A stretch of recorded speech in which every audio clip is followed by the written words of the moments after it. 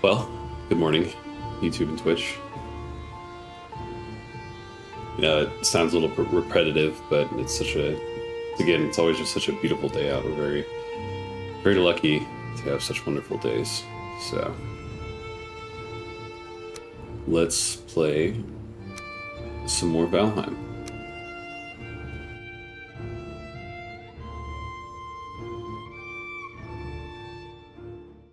Had a lot of fun with this last time we played it.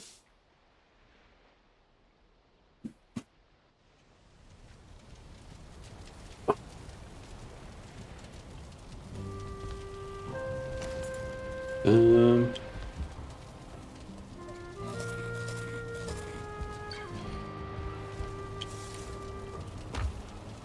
okay, just got to get my bearings for a minute. Remember where we were at and what we were doing.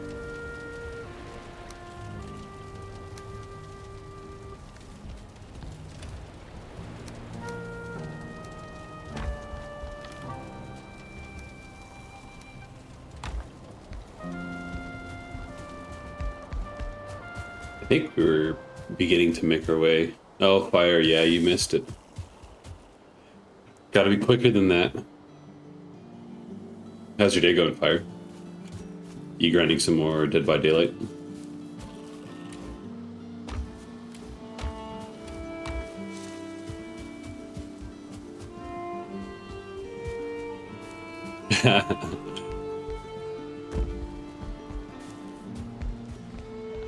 It's okay. Once I finally have my video for intros, I won't have to like immediately start the stream right away. I can kind of let it wait for a minute. My day has been going fine. I pulled an all-nighter and then took a nap. How's your day been? Well, I just woke up like about an hour ago, but it's been really good so far. I had a nice breakfast. Kind of the same thing I usually do. It's just a breakfast burrito and a glass of orange juice, and it's luckily it's just another like beautiful day, like cloudless blue sky. There's a light breeze, the sun's out. I love this weather. It makes me so happy. So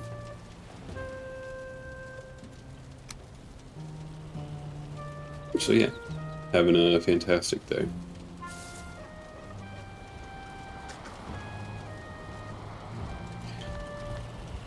But you pulled an all-nighter, huh? How long was your nap?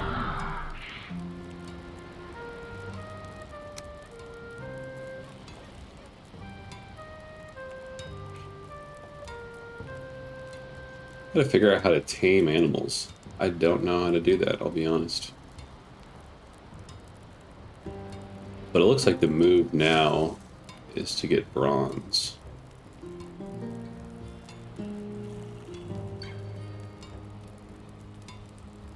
Get bronze gear.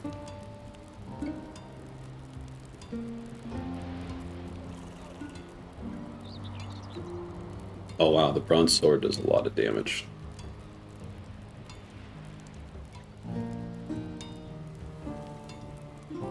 Hmm.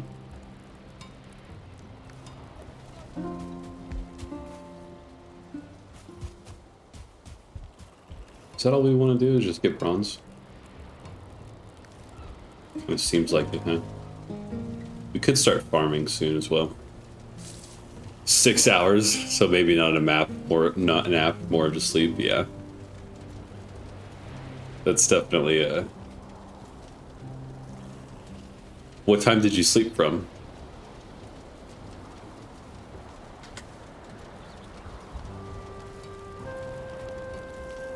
Do we have a hoe? We do have a hoe.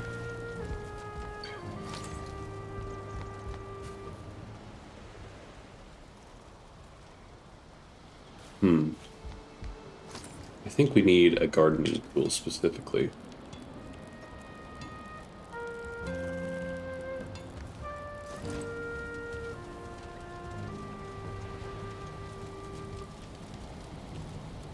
Yeah, and we need bronze to get some crafting improvements.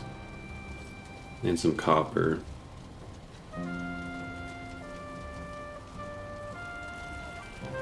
Yeah. Okay. Ads coming up in 45 seconds. But we got a cart now, so it should make things a little bit easier. Transporting items back and forth. 8 a.m. to 2 p.m. Yeah, that's kind of like a midday long nap, I guess you could say.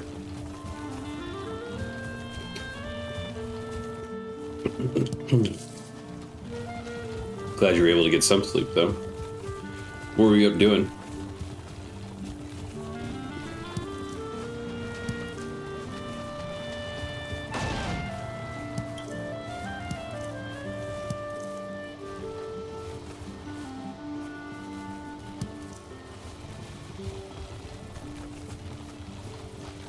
You were making the Thunder edit?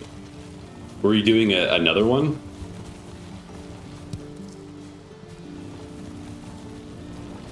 On top of that first one that you had done? It actually turned out pretty good. I was surprised.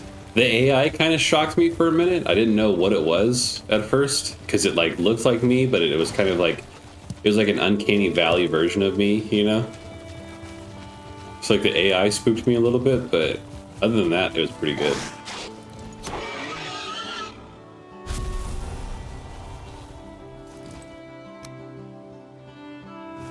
But yeah, I'm honored that you would take the time out of your day to make an edit of me. That's very kind of you. It's kind of cool too, you know. Oh, you made the Squid Game edit. That one looks good too. Edits look like they're kind of fun to make. I mean, I'm sure they can be tedious for sure, but I bet it's satisfying seeing your finished work in the end.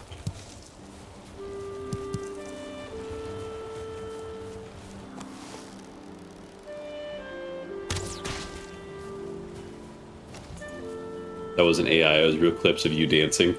I thought it was for a minute. I thought you would, and it made me look a lot younger, so I thought you found some random videos of me when I was like 16 dancing. Not that I recall a specific moment doing that at that age, but that's like, whoa, you know? And it looked like the location that it was filmed at, it looked like my parents' basement, which was even more like shocking. I was like, how did Fire find this? Like, that's crazy. It's hard to find stuff of me online. I mean, I'm sure someone someday will figure out all of my information. Because I know you can find just about anything on the internet if you know how, but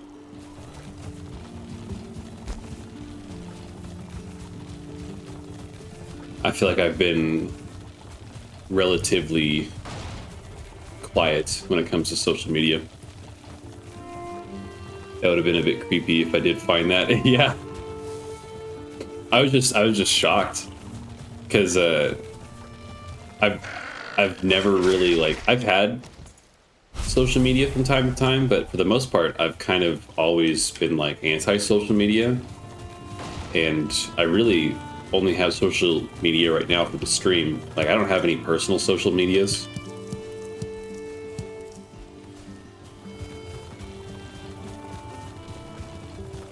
But like I said, I'm sure someone someday will find my family on social media and pull stuff from that or something like that, as the internet does.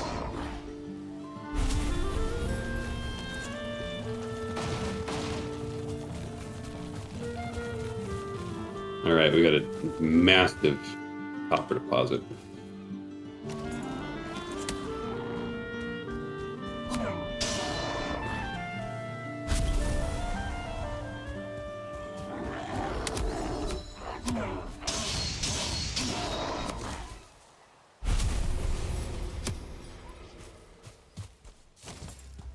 All right, let's get to work.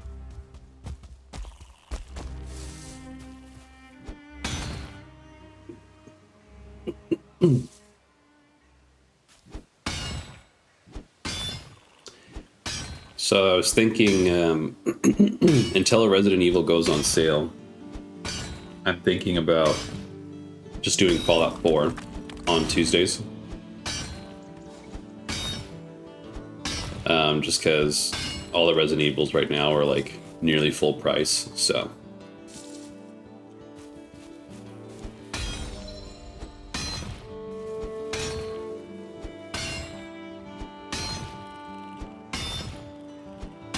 But I've been looking forward to playing Fallout 4 for a while now. And we're definitely gonna mod it a little bit.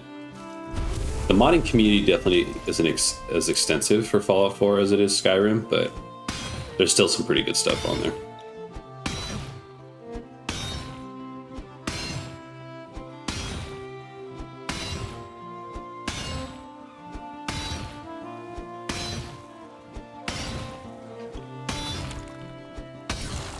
So you go back to school soon, right?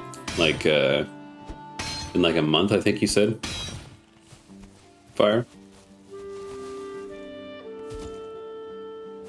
Are you looking forward to it?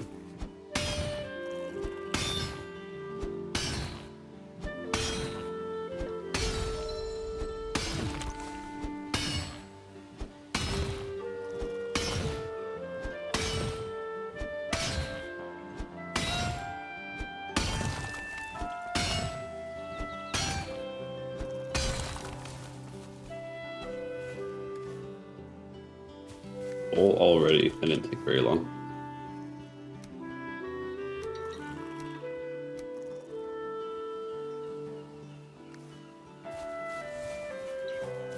Looking forward to it. It's a difficult school to get into. Is it like a private school? I mean, I guess, I don't know how, I'm sure public education is maybe run like a little bit differently in Sweden than it is in the US.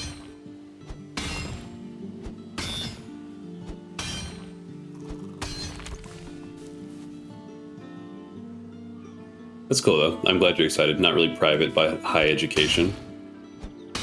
That's awesome. I wanted to do that too.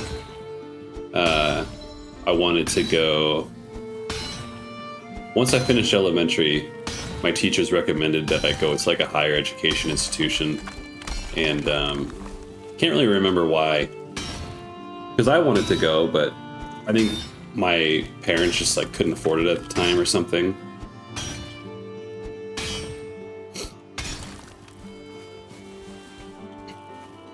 But yeah, kind of like you said, not like private, but just higher education. I love learning though.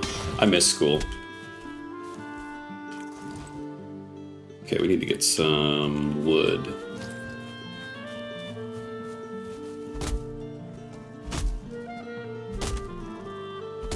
Hydrate. All right. Got a nice bottle of water just for this moment. Stopping to take a drink. That tree almost fell on us and killed us.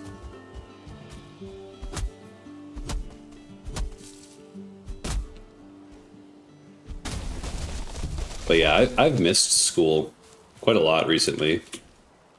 It's been over 5 years since I've been on been in a class or anything, and it was nice, always learning.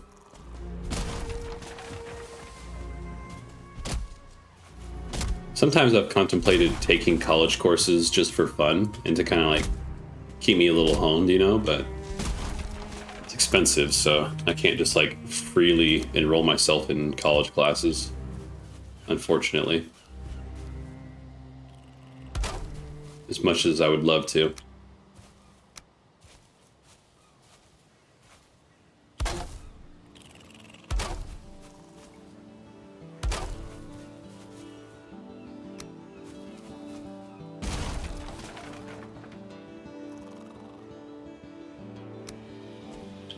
We'll build a little tiny camp here so we can repair our pickaxe while we mine.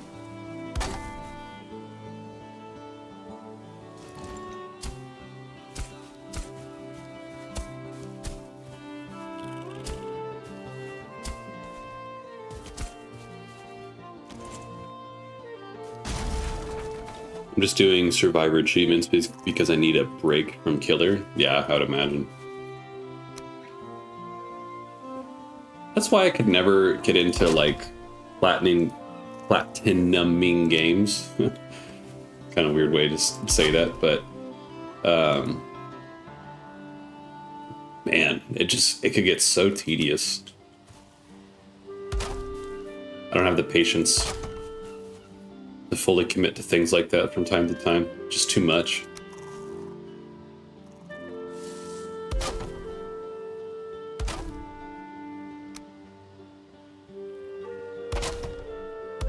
Yeah, look at that. Nice little camp. Very quaint.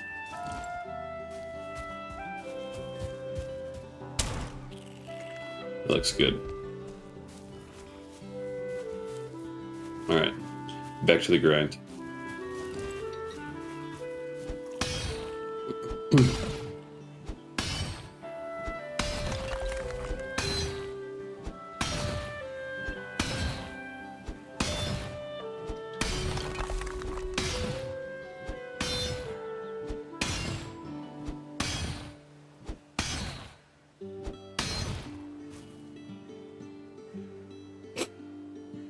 So what do you have to do for your survivor achievements?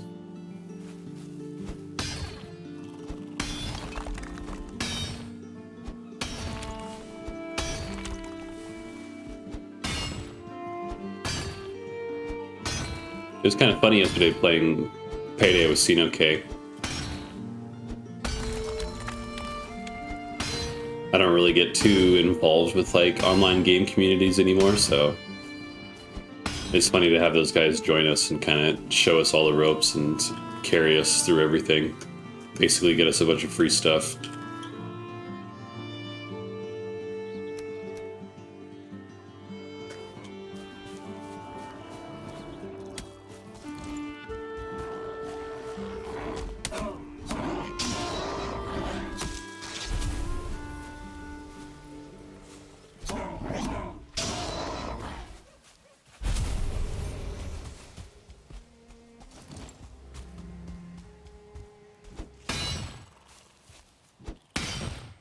Repair a specific gen on a specific map and escape. Horrible luck so far. Yeah, because I would imagine you have to get like that specific map, huh?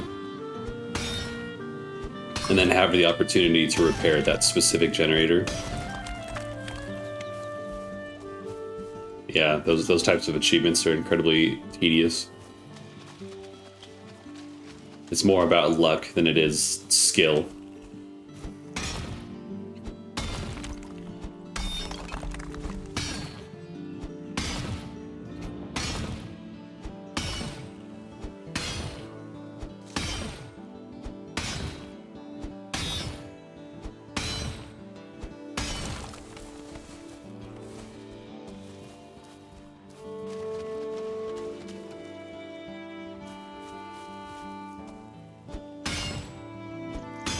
And if you get the map, you might die early, right?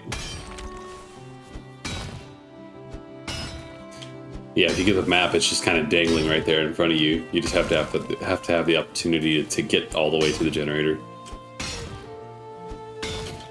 Well, in some exciting news for the stream, both of my artists that I've got commissioned so far are nearly done, it seems,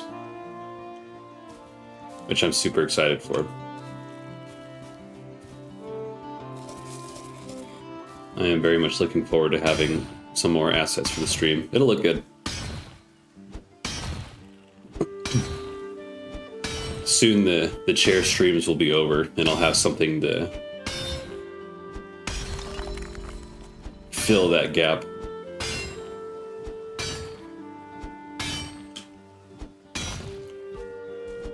And my girlfriend Kiwi, she's recovering from her surgery pretty well. Which is good. I'm glad. I'm proud of her. She's very strong.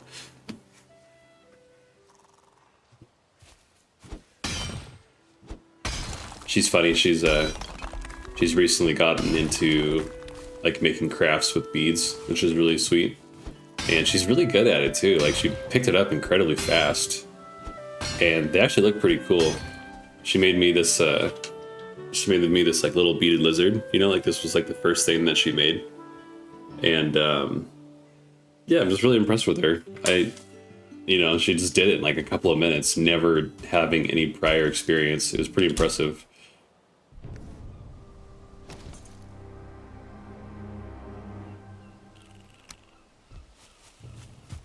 You can throw some torches down around here.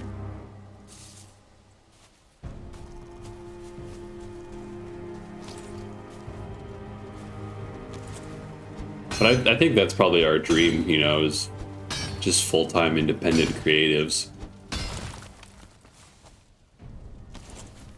Because I'm still in the job hunting process for when we move down to Tennessee, but I gotta tell you, like, having this schedule and everything is really nice, and I'm really grateful to have a break for a little bit.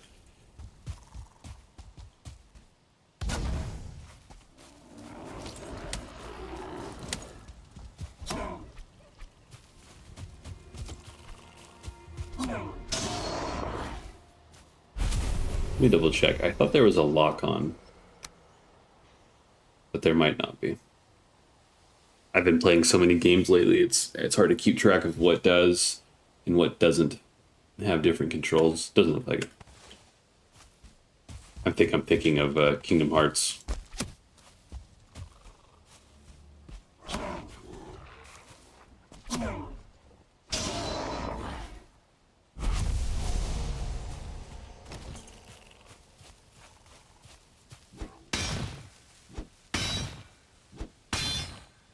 Doesn't help the killer is tunneling me each game. Well, just don't get tunneled. Easy. Probably because I embarrassed him by doing a 360 and breaking their ankles. Yeah, if you broke my ankles, I'd probably tunnel you as well. Just being honest. Oh, that's a 2-star. Yikes.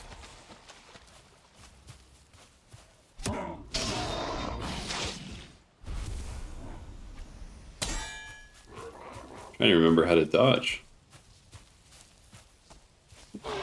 There we go. Too bad we're gonna die. Shoot.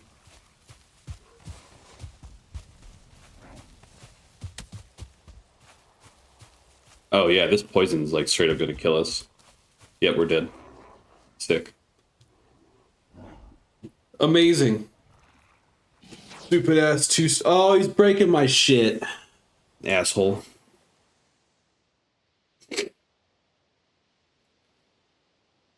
Somehow I always remember controls for each game I play. I normally do. I think just because we're playing so much right now, because we're streaming 5 days a week, sometimes 6, and each day is a different game, and they're all very different games. Still remember Elden Ring's controls, and I haven't played it in months. I bought Elden Ring, and like, it was definitely a good game, but I could never sit down and finish it, unfortunately. Like, I lost interest after like 20 hours. Alright, time to make the walk of shame back.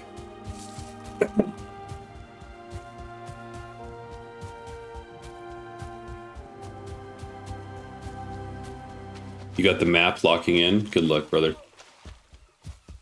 I'll see you on the other side.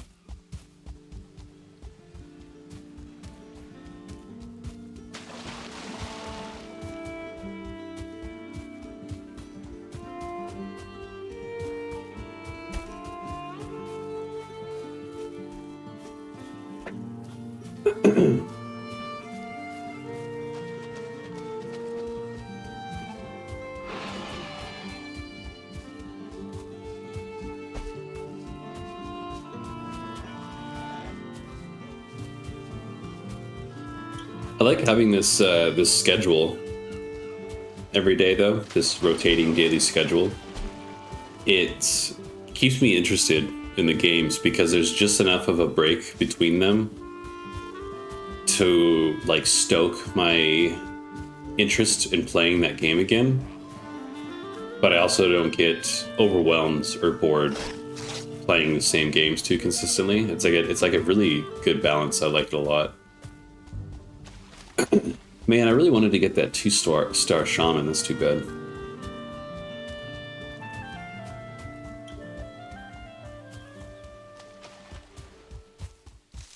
Despite how difficult this game can be, it's still such a peaceful experience with the music and environment.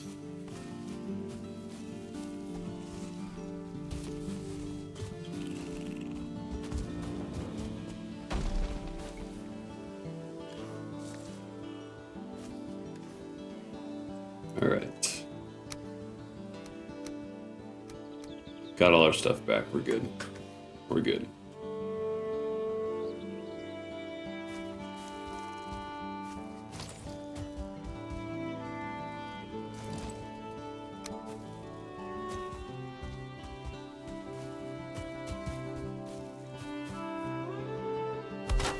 Nice.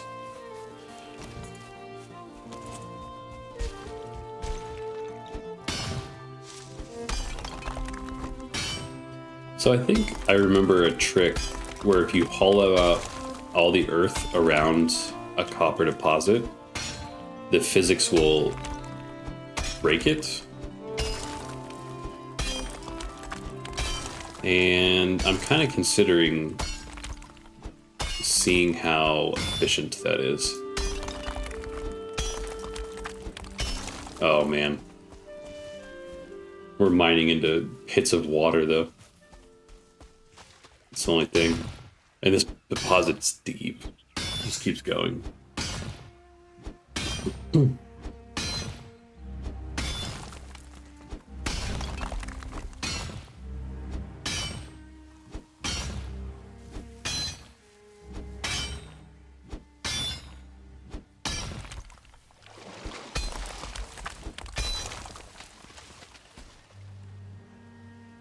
Maybe not.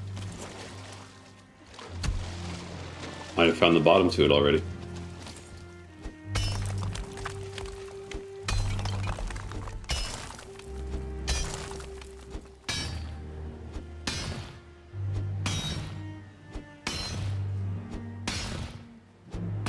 But we got our hotels booked for our drive to Tennessee. It's going to be 4 days. And it's about 32 hours in total. Each day we're driving between 7 to 9 hours, just depending on stops. And we've got hotels along the way. They're all in random towns, I can't remember, between Idaho and Tennessee. But what's cool about it is we kind of got lucky, and all of our hotels are like waterfront hotels along rivers, which I think is kind of cool. I feel like at least we'll have like a nice view and like a nice environment around the hotel. Because my girlfriend was looking at Airbnbs for a minute, and she had pulled up this one.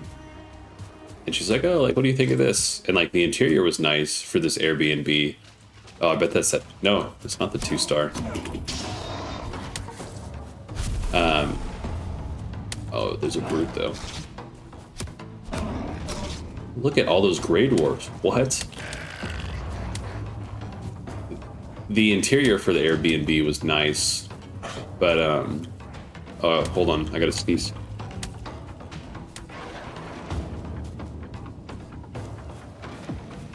Oh, excuse me. But the exterior was like in this like ghetto industrial district. Like it looked bad.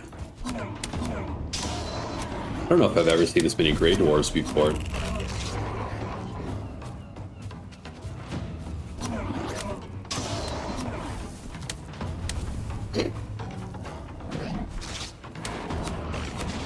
Oh, okay. I didn't think you'd... There's still more coming.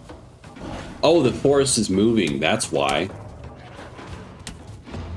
They're attacking this like it's a base. I see. Oh, you got it? GG Fire, good job. Another thing that you'll never have to do. You know, it's funny when you're like grinding achievements in a game. At least for me anyways, when I finish an achievement in a game, I always tell myself like, oh, I just never have to play that again. But then I think about that thought process and it's like, man, I'm paying to play this game out of choice, and I only do things so I have to never do them again. That's pretty much Destiny 2 in a nutshell. It's funny because people will buy Destiny 2 and they're like, oh, thank God I finished that campaign. Now I can play the rest of the game. And it's like, well, that is the game. Like, you're actively playing it. All that content you're complaining about doing, like, that's just the game.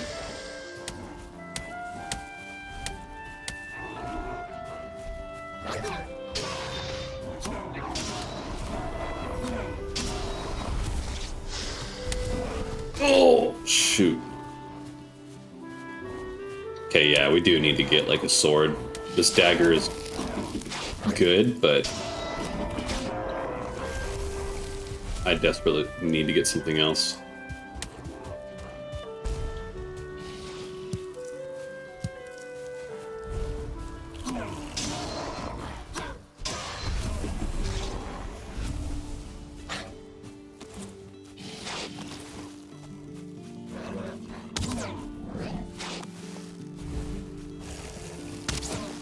Oh, the shaman keeps healing that brute.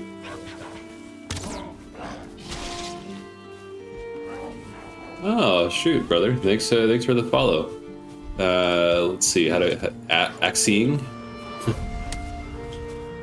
I don't know if I'm saying that right, but I appreciate the follow. We're just playing some Valheim. We're paying to suffer? Yeah, pretty much. That's grinding video games in a nutshell. The Wesker gave up and just watched us do the gens because I had a gen rush build on and one of my teammates were also doing it, so we kind of teamed up. Nice. Well, I'm glad it worked out for you. Okay, cool. We got that shaman. Now the brutes. Just gotta whittle him down. Oh, but watch, he's running.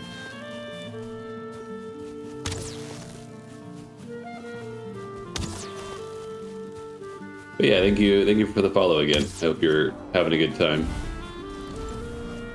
Kind of just chilling, vibing in chat. You have been invaded. Monsters will lay siege to your camp from time to time. Strength of arms does not guarantee you victory in these situations. Build a strong defense to weather out the storm. I forget that you can get attacked. Because I built this little camp over here so we can repair a pickaxe while we mine. Not remembering that they'll just straight up attack you. And now my happiness has faded away into nothing after looking at the next survivor achievement. Yeah, you took a hit, now you gotta take the next hit to keep it going.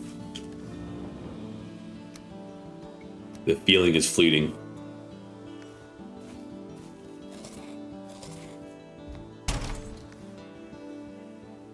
What's the next achievement that you gotta do?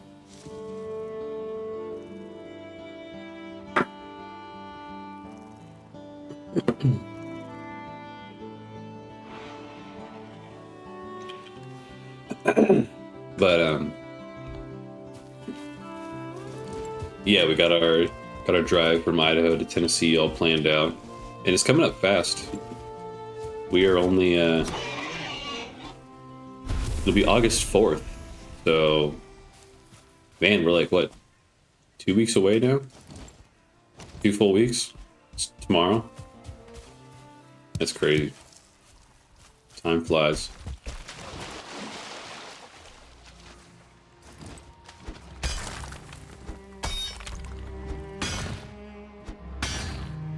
So now I need to get another rare map, but this time I have to escape without losing a single drop of blood, so no hits. Oh yeah, aren't you moving? Yep, we're moving in 2 weeks.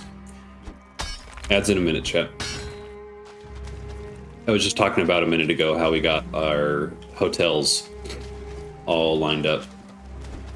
And we got a dog, so we had to find dog-friendly hotels that didn't charge ridiculous amounts for pet fees. But it wasn't too bad. 3 nights stay in 3 separate hotels across the country with the dog in like relatively nicer hotels was $450 US. So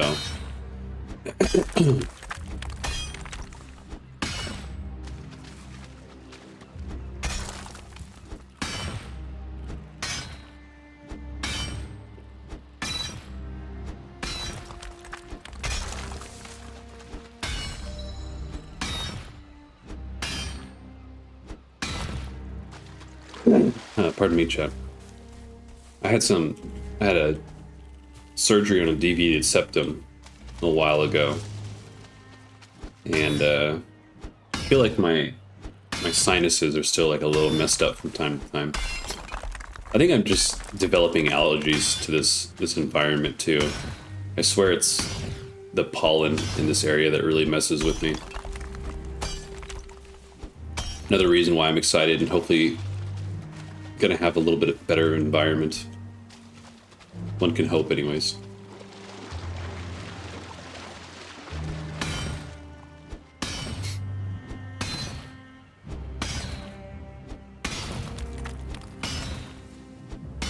But yeah, when we move to Tennessee, I'll have to figure out what my streaming situation will look like, because undoubtedly it's going to change.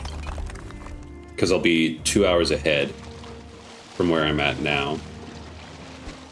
So that at the very least will be different. I'm sure my schedule will be different too.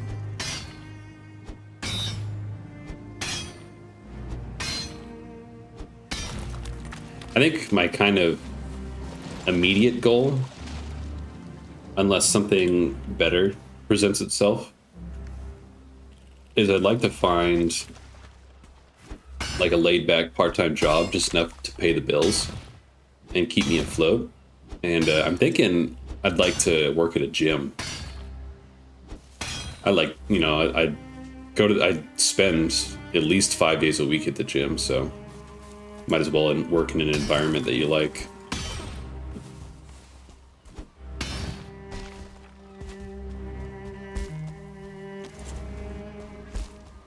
Wouldn't be anything too crazy, just like a desk boy, you know? I just want to get something a little bit more laid back and chill so I can keep focusing on the stream.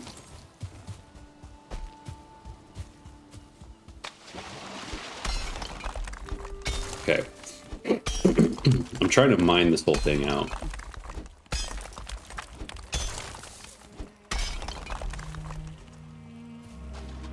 I think we're getting close.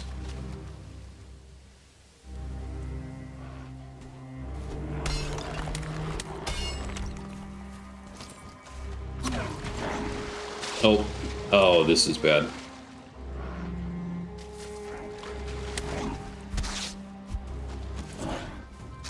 Okay. We gotta get out of that. That's a death trap. So you can get offerings, which make the chances of getting that map higher by a little bit. And I have no offerings for that map. How do you get the offerings?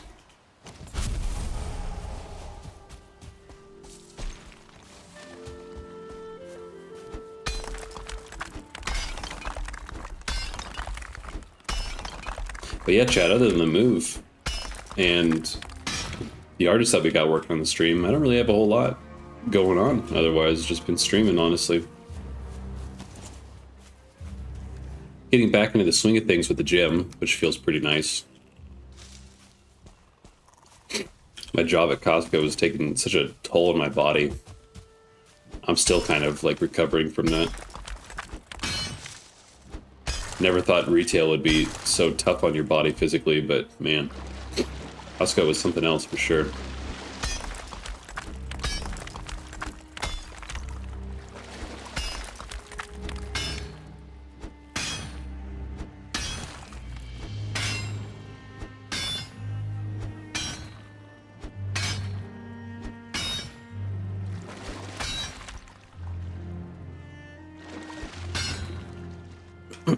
Oh, leveling up. What level are you in the game? Do the killers and survivors have their own individual levels, or is it just like an account level?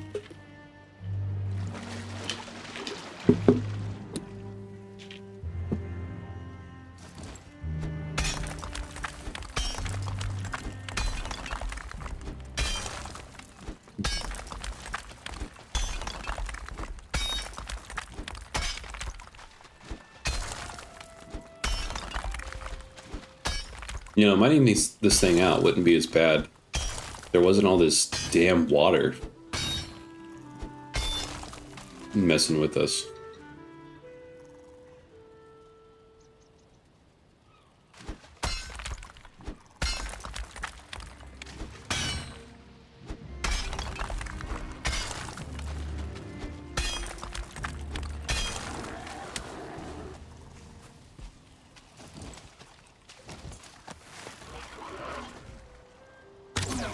Hopefully once we're finished with this, though, we won't need any more copper.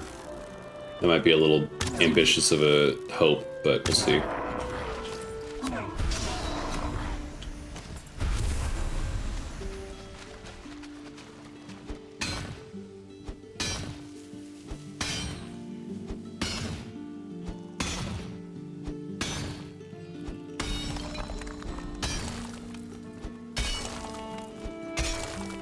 You know, I'll have to, everyone has individual levels, which is where you get offerings. There is a count level, though. Gotcha.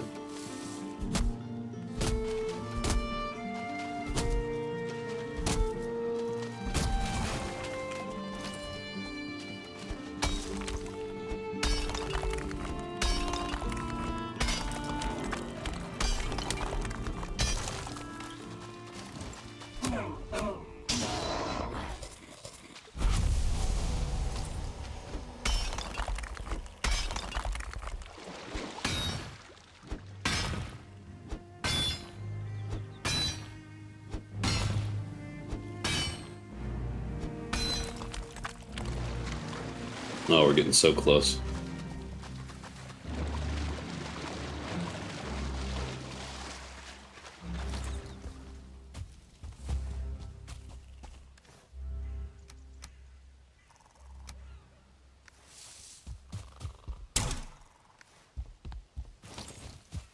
I think, anyways. Yeah, we're getting close. Oh man, this thing is so big, though.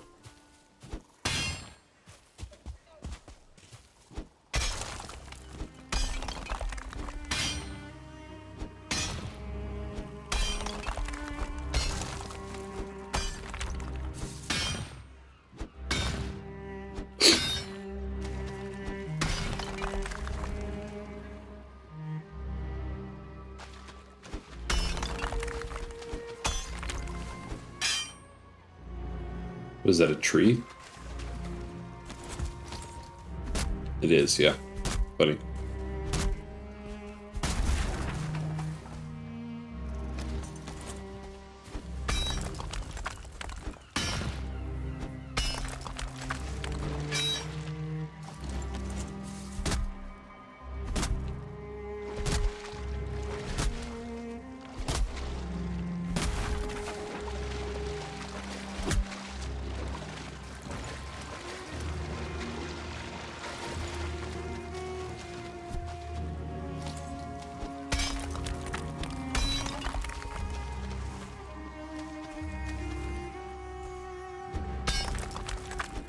Okay, this might be the last piece of it. Oh, no, it's kind of wide. Oh.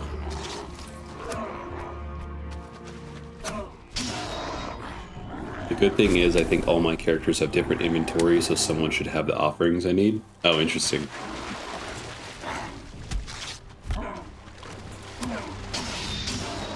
So someone might have something and you don't even know it until you select them.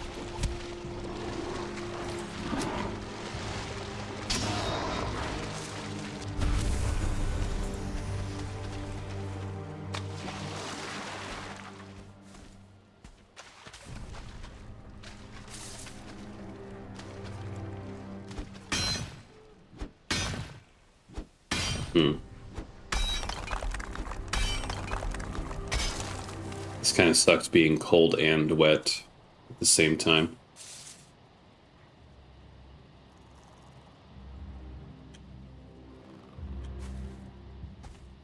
And can't really see anything.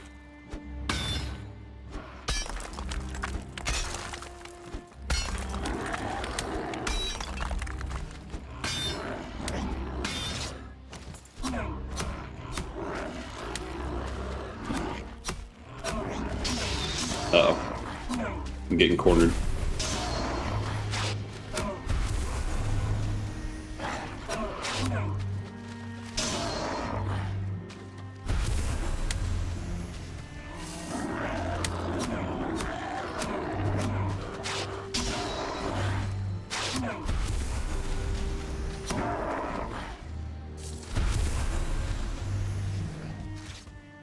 Oh. This guy's just... Oh, that's a brute too. That sucks. Oh, this really sucks. And a shaman? Perfect.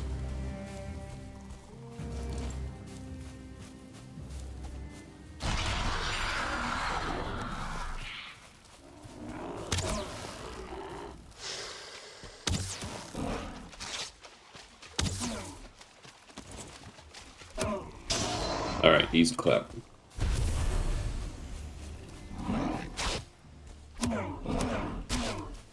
Okay, there's like, you have time for about 2 attacks in between his 1 attack.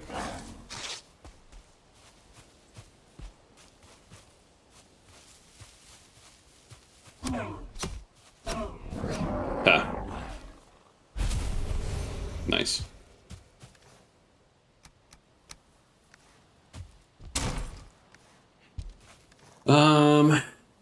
Okay, so there's no weight limit on the cart. We can just keep filling it up. That's good.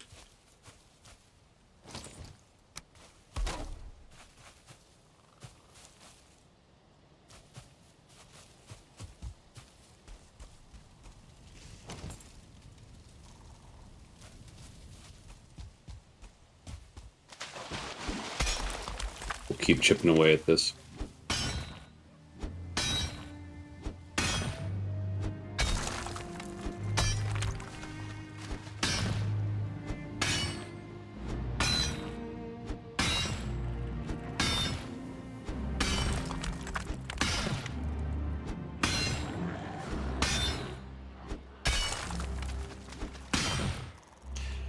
I saw this post today. I'm sure you guys have all heard about the astronomer CEO cheating on his wife with his own head of his HR department. If you haven't, it's a...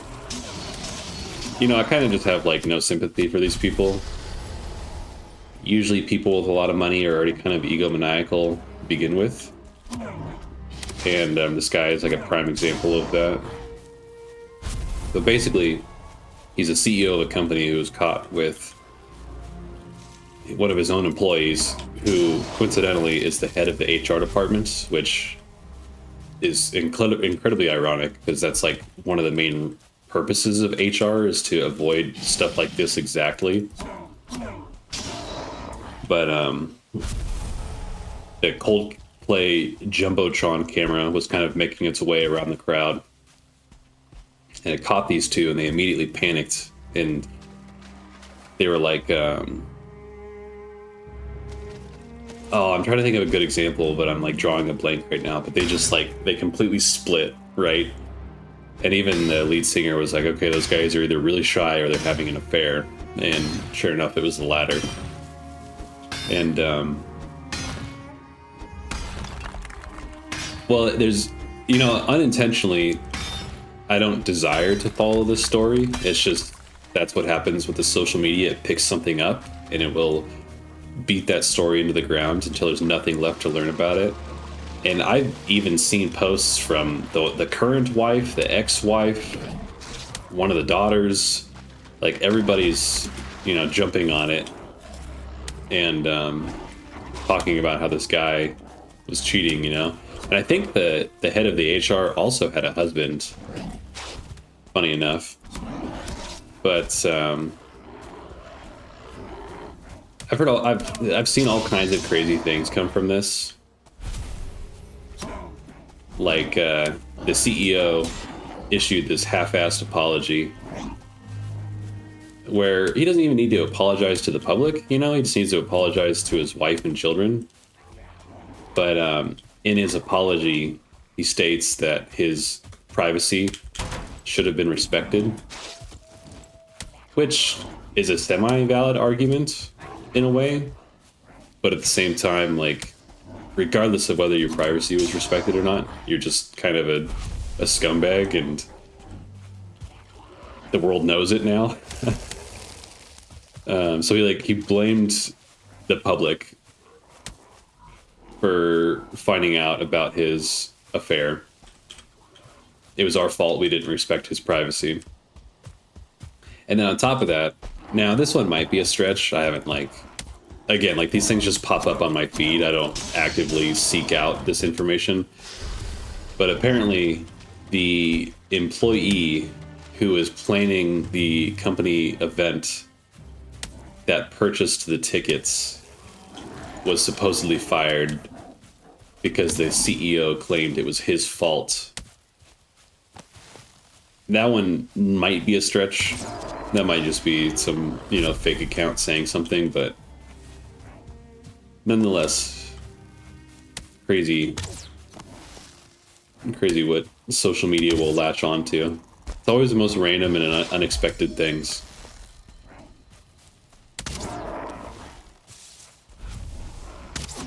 Ooh. Okay, well, our bronze dagger's broken. All we have left is a bow and arrow.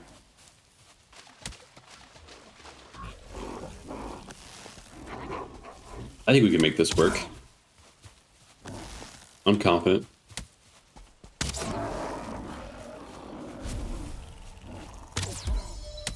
Every one of them we get down is only an easier encounter.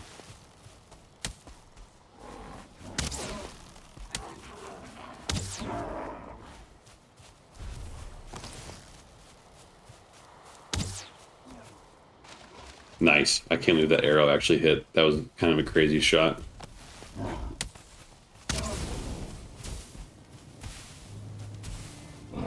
Oh!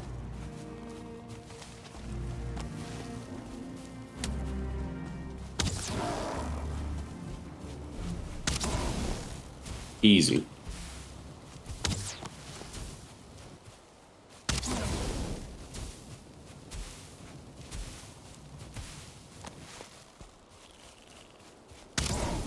That sounds like something a narcissist would say, though.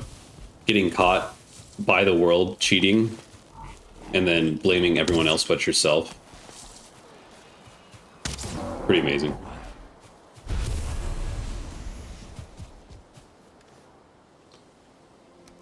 Some people are just absolute experts at shirking responsibilities, even when the entire world knows you're in the wrong. It's amazing what the human mind is capable of. Okay, this is looking like an absolute mess, but I think we are actually now finally almost done. I learned my lesson too. I don't ever want to mine a copper deposit right near the coast. Okay, that's unfortunate.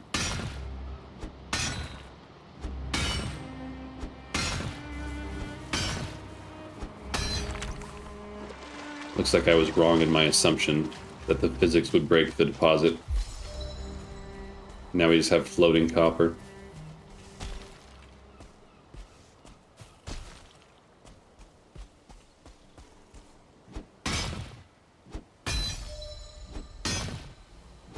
This works though, I guess. Well, it did.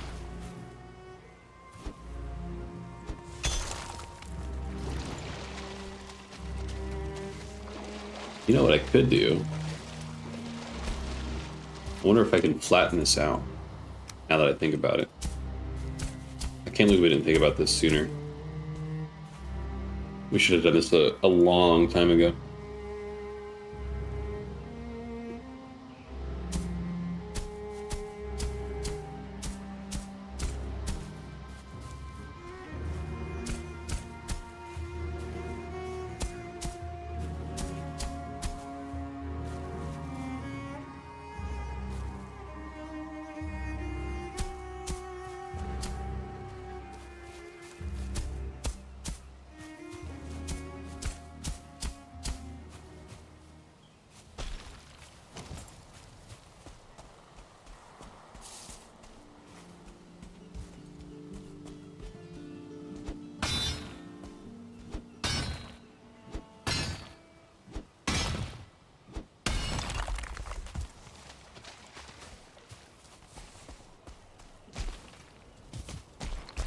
At least want to get the pieces that are suspended in the air. Otherwise, they'll kind of bug me.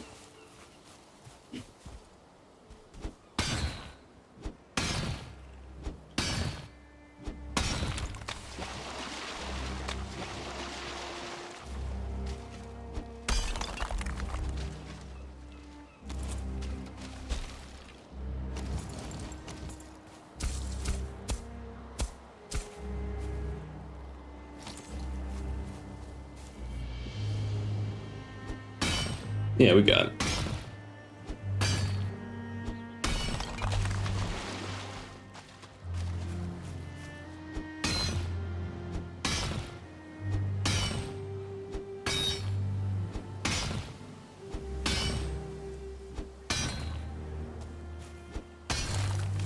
I started writing a script for a YouTube video.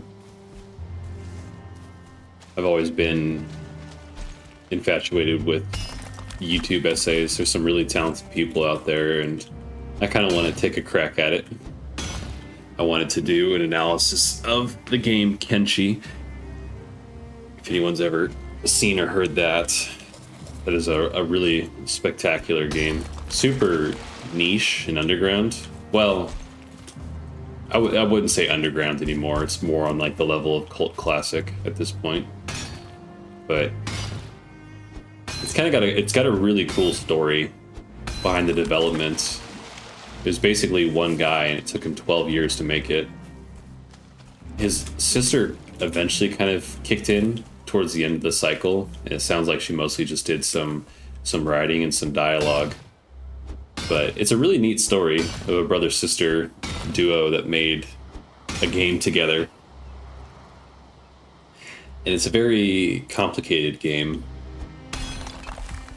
And it's funny because the graphics, the interface, like it's a very clunky appearance, but it's just a truly one of a kind experience.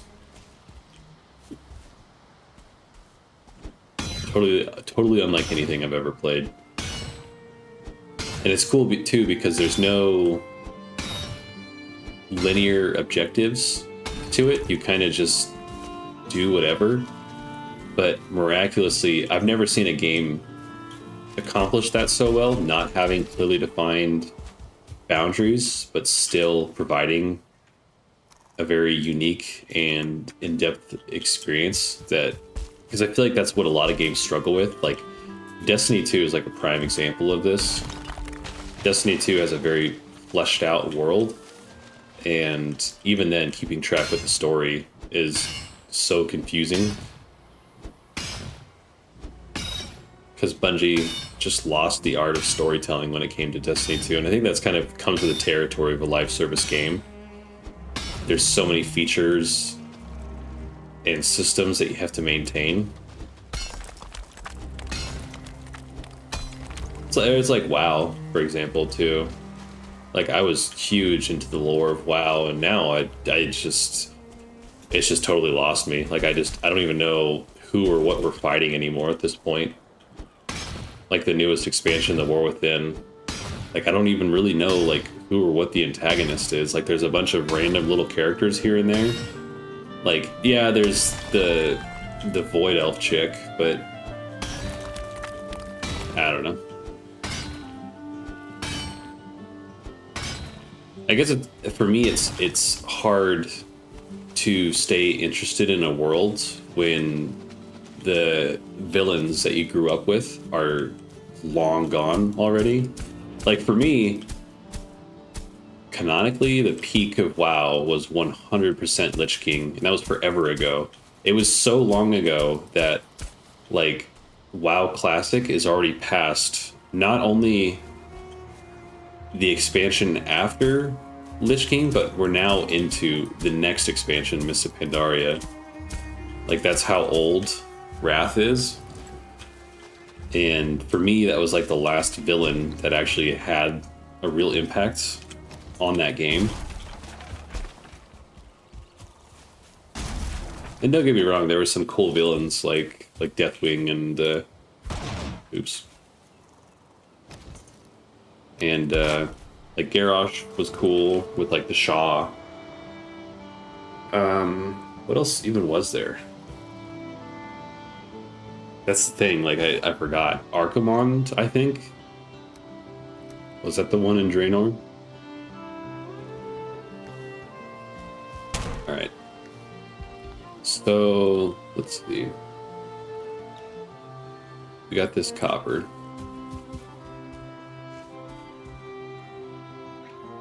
I think this is more or less mined out. We'll just remove it entirely. And then I think we'll pack up camp here. Because those Grey Dwarves will probably only just destroy it. I would imagine.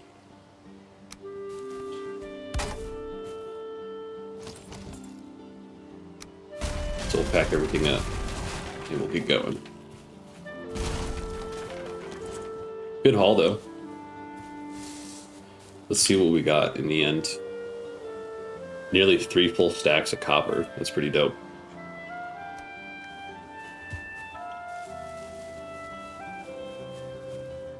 Alright. Let's take this bad boy home.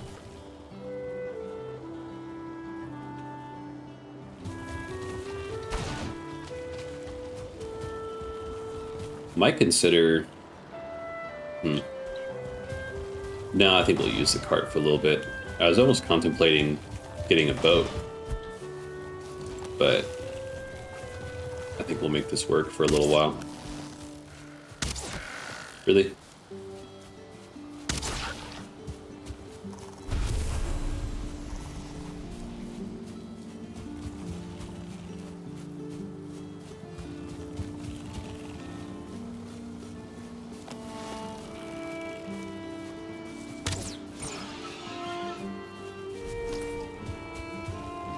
Because it's hard to gauge how much I'll need since I've never played solo before. I've always played with groups. But I feel like 3 stacks of copper should carry us for quite a while.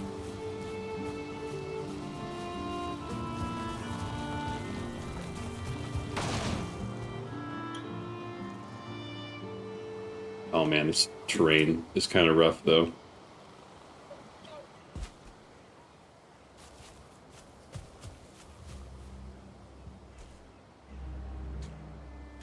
I've also never been the one to carry the cart, so this kind of sucks.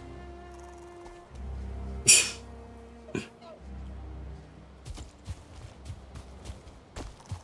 gotta get it. Stop being up like that.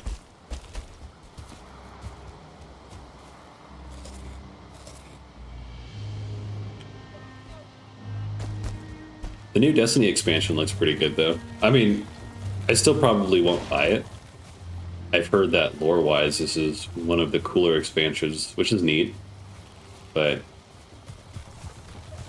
yeah, I don't know. It's tough, you know, because it still looks like a good game, and it still is a good game, sort of.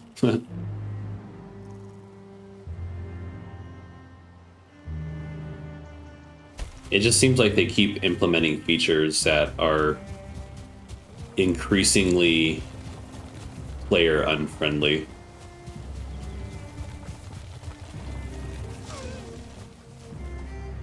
And ironically, this might be a hot take, but I think for me, if I ever see a game that looks decently polished, and like there's Destiny 2, there's Once Human, there's that one game, I haven't played it, The First Descendant. Like there's these games that look like really polished and like they have like really intuitive systems, but they're free to play.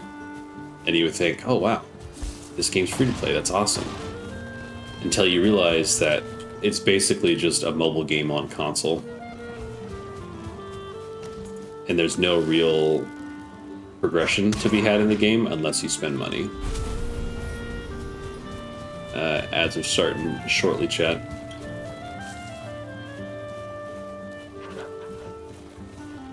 But that's kind of that's like a real issue of mine.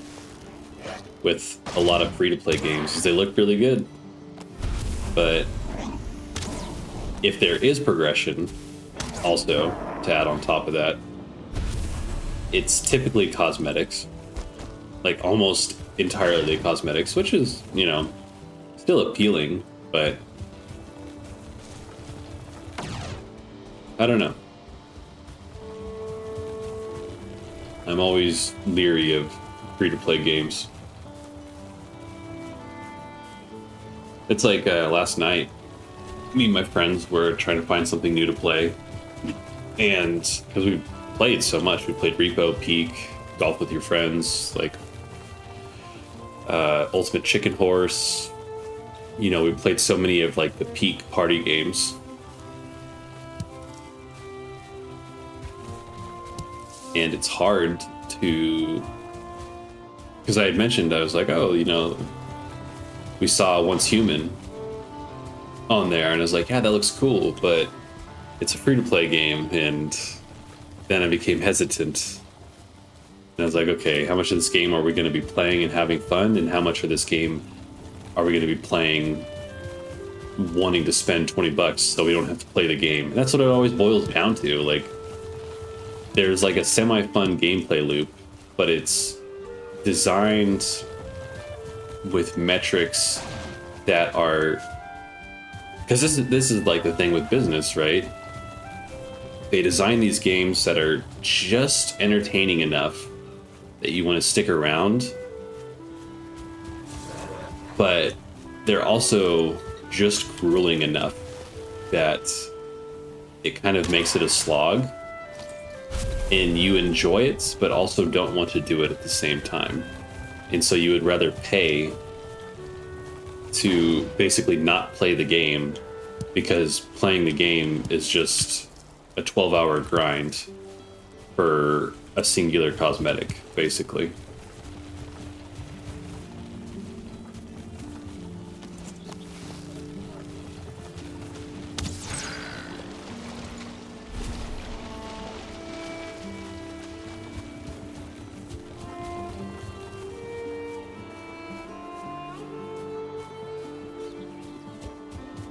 Come on.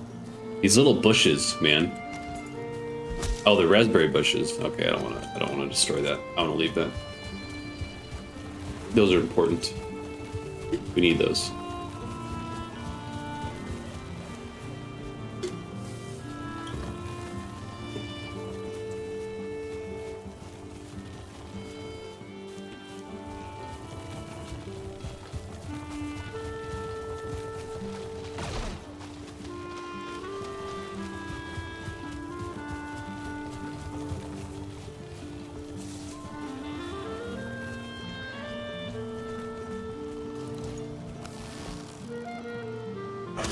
Nice.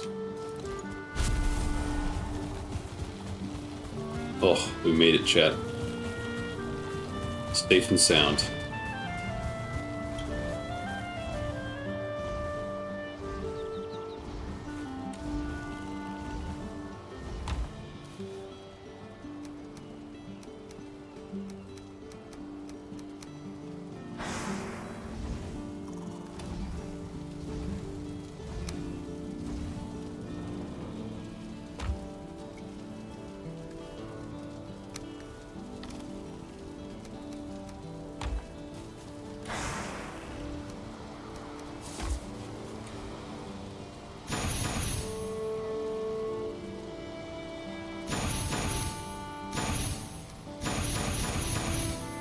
I love that mod that just auto sorts everything. That is so nice. It's such a good mod. That saves us so much time.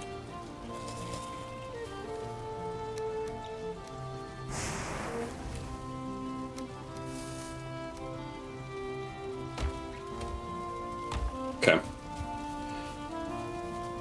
Got everything smelting. Got the charcoal going.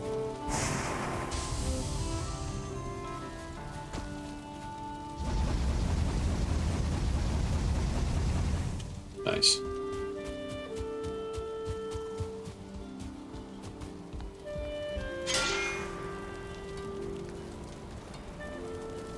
Okay, so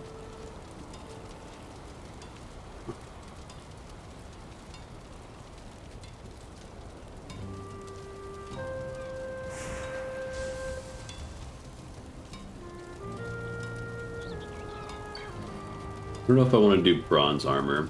I kind of am feeling more like the troll hide armor. But a bronze sword could be really nice.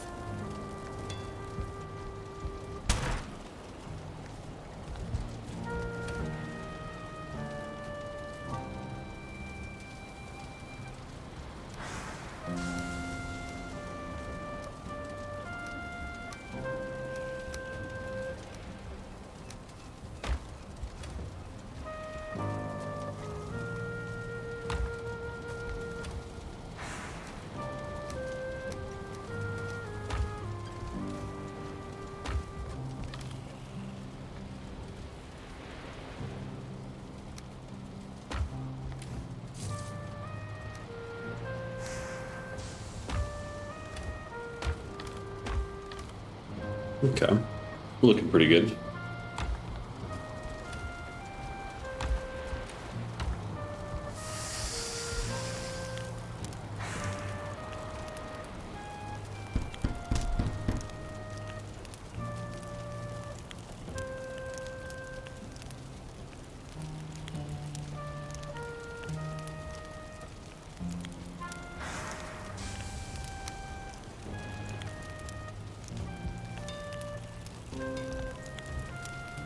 Yeah. So I think at this point, now that we've got all that copper, we really just need to go get tin or bronze.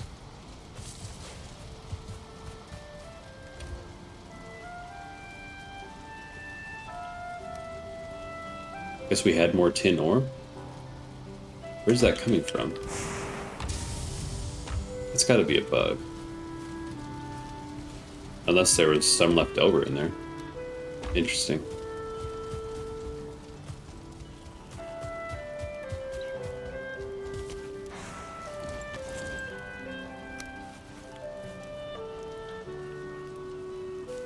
House is holding up well, though.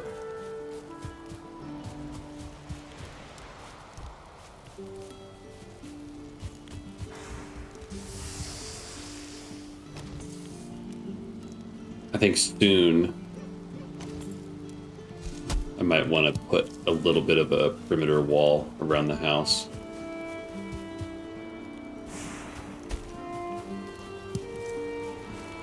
I'd like to cut that log out so it stops rolling into the house as well.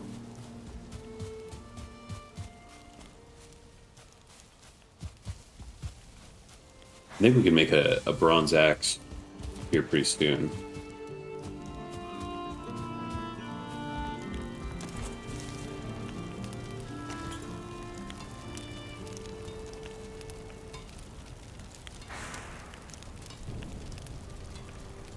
We need 8 bronze. Yeah, because we can make 15 bronze eventually, so we can make an axe, which is 8, and that would leave us with 7. Which would put us 1 short of a sword. That's too bad.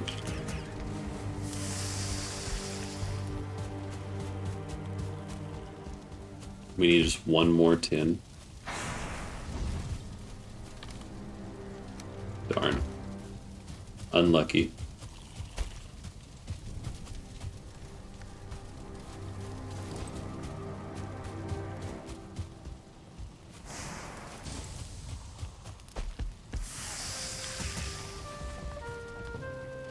Guess we'll go to daylight, get some sleep.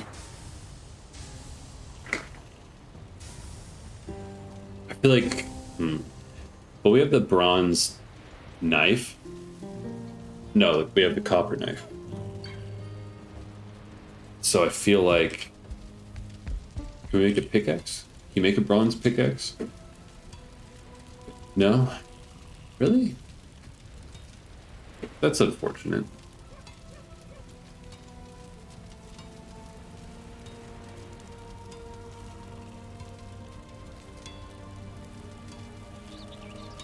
Dang. We could make a spear. I don't know if I really want to, though, to be honest. I think I'd rather have the sword. I'm really realizing how nice it is to have like a little bit of a more nimble build.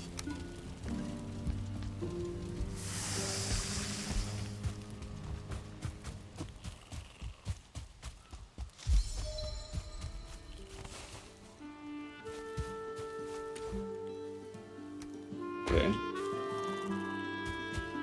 So we need coal.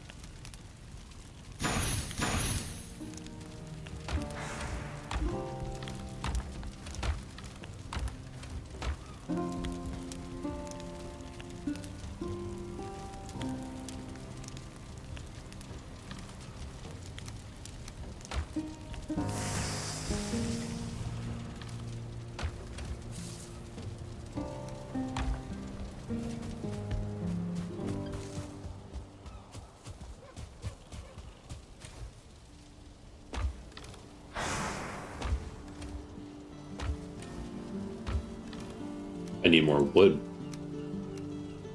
to make coal. We're burning through it.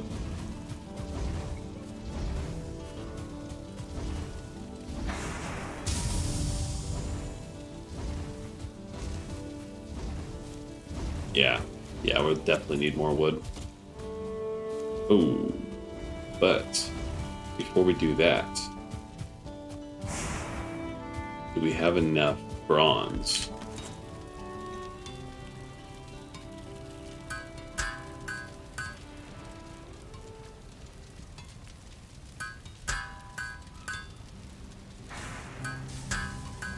Oh, we do. Amazing. Let's get rid of this flint axe.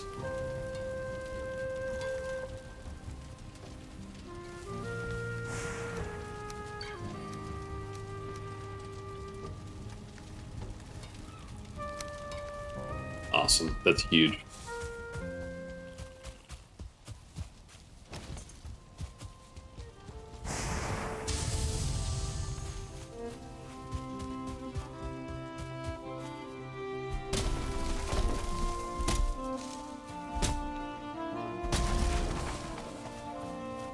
Way smoother. Oops.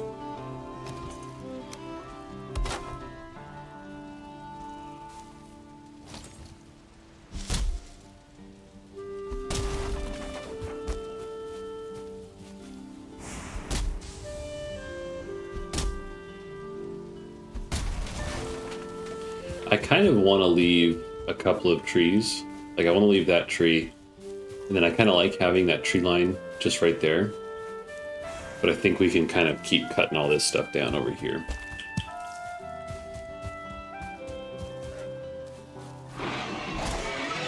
Nice. That bronze axe does some major damage.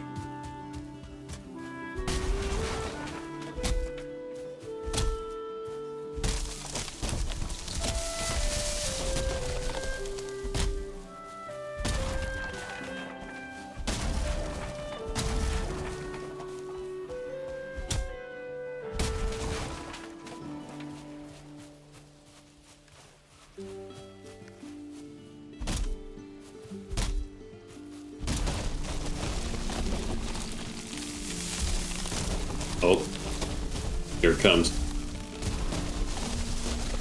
Nice. That was a good one.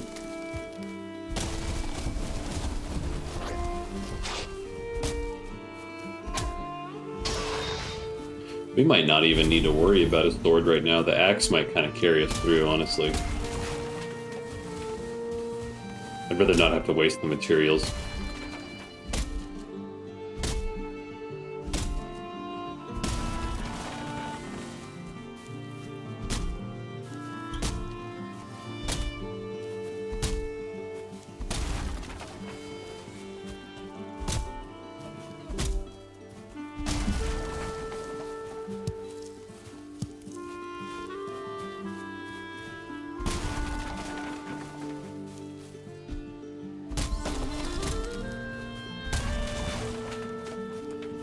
Nice.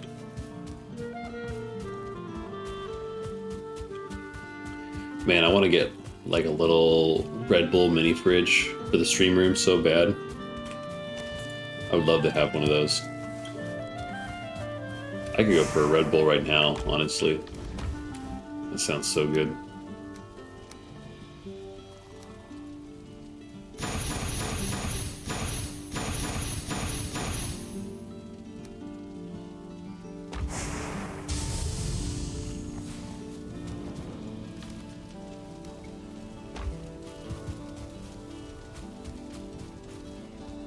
Let's see, how are we doing on wood?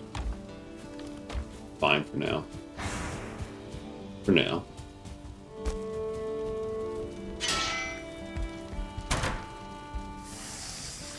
I know we can build some upgrades too. Cartography table.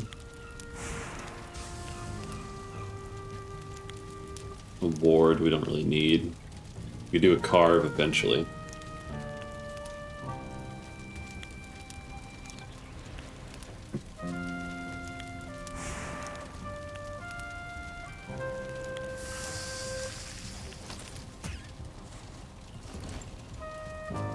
So we don't have cauldron. We need more tin.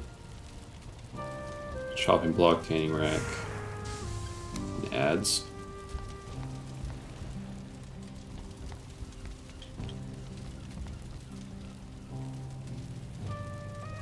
Forge, anvils, forge cooler.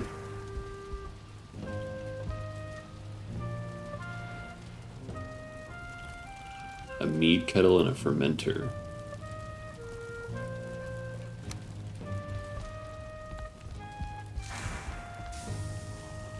Kind of digging the mead kettle.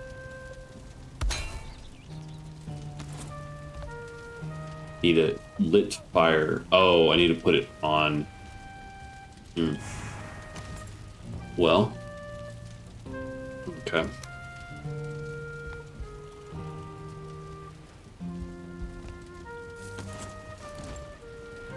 Maybe we can put them side by side.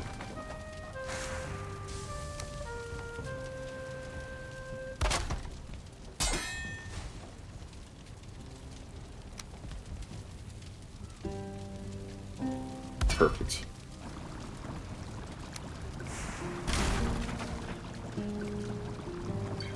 Yeah, just like that.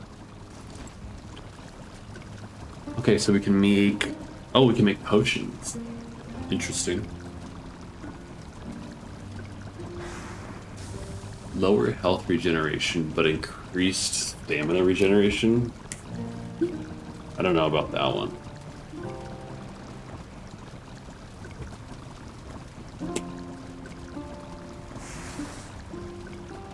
Poison resistance. I think we would just make a bunch of healing potions. As many as we can.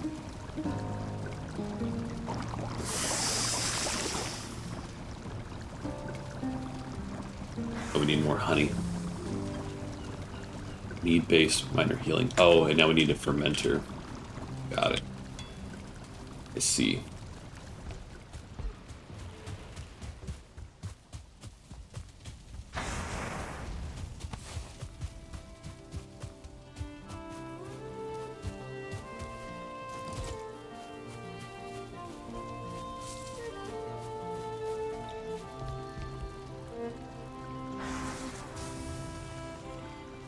Anvils and a forge cooler. Fermenter. Bronze and fine wood. How much more bronze can we make? Only 3. Okay. So the only things we can make left right now, until we get more tin, are the anvils and the forge cooler.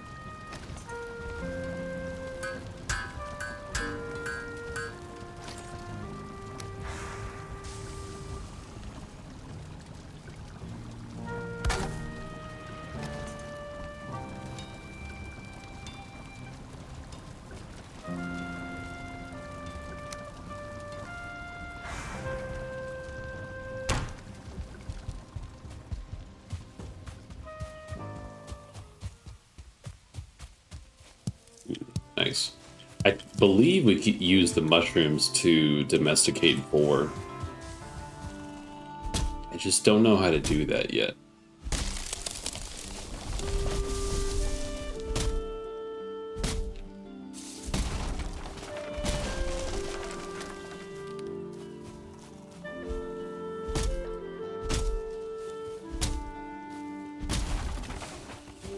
Maybe it's like Minecraft. You just gotta feed the boar.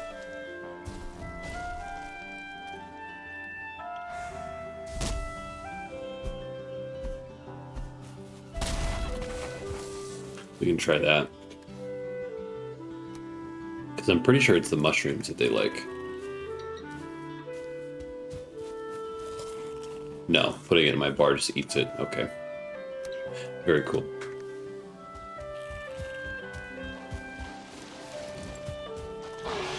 Boar wild frightened.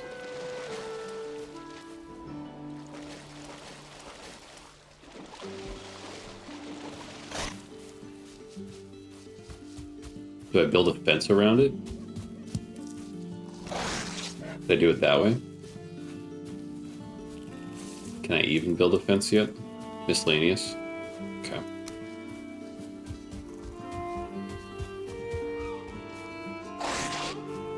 Let's try it. Maybe?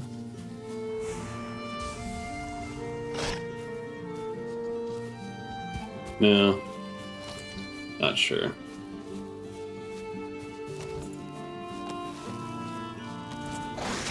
How do I unfrighten it?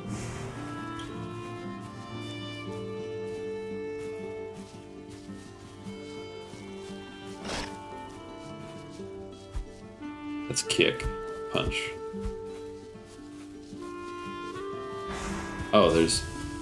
Maybe if I walk up to it and look at the controls. No, block, dodge, secondary attack, and attack. I don't know.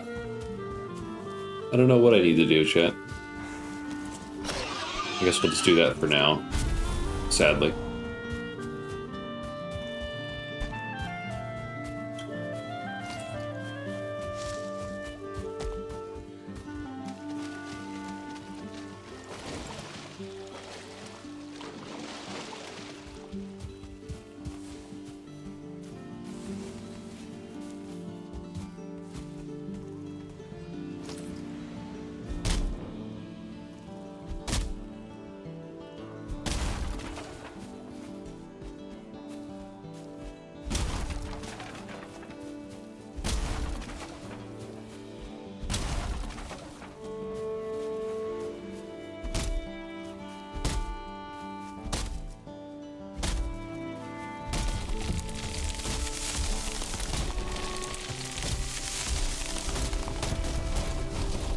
Well, those are some big ones. Aw, darn. I was hoping we'd knock some more down.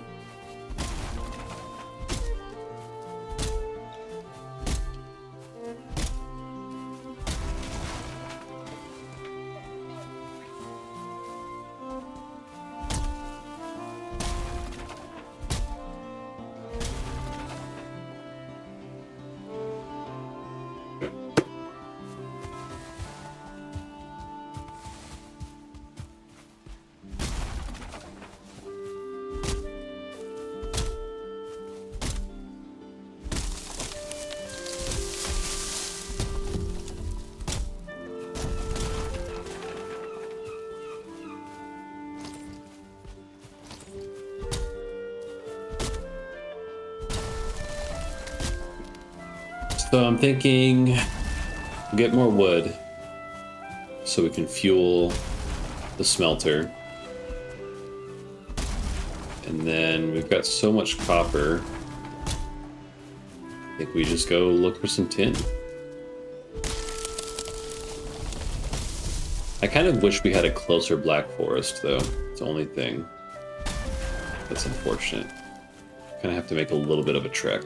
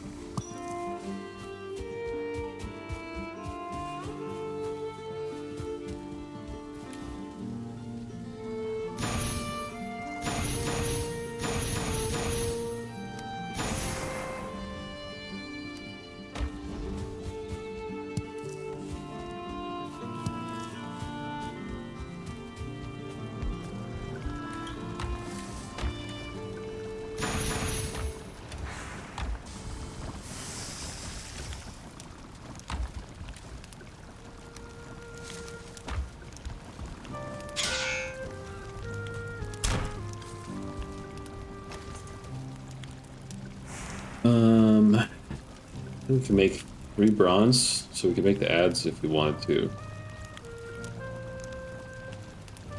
Or the forge cooler.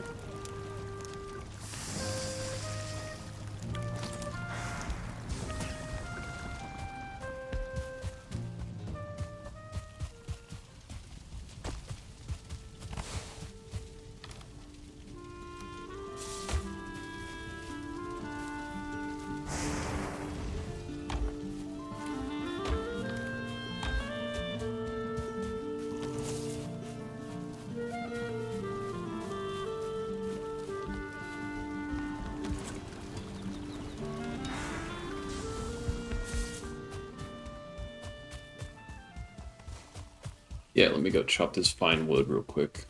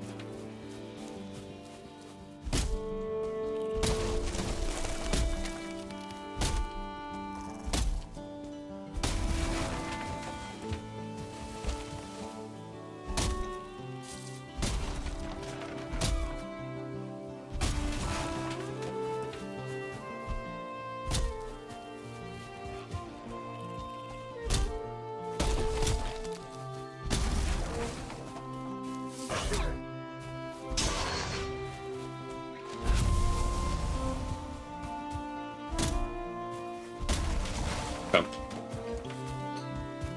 Let's go make the cooler.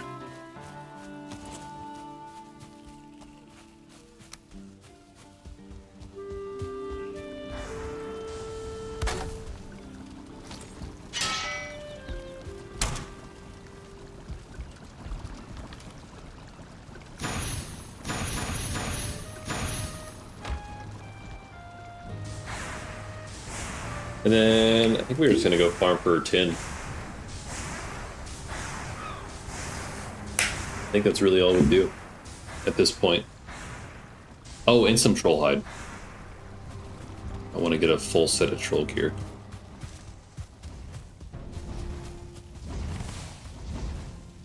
Wow. That's so satisfying to see all that copper just sitting there.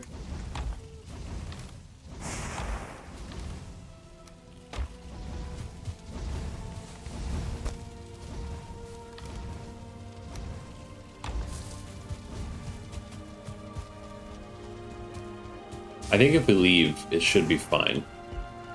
Everything should take care of itself. I hope, anyways. That would suck to lose all that copper.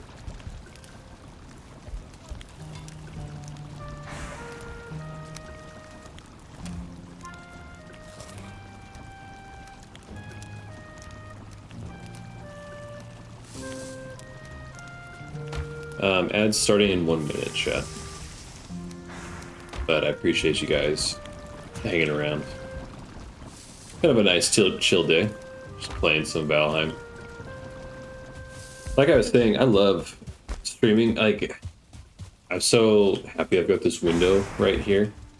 So I could just enjoy the nice, beautiful day. I never understood bird watching until now. Because I got this tree in my backyard that a lot of birds like to hang out in. And I saw it for myself and I was like, okay, I get why people do this now. I can see why people bird watch. Birds are funny, they just have such a personality.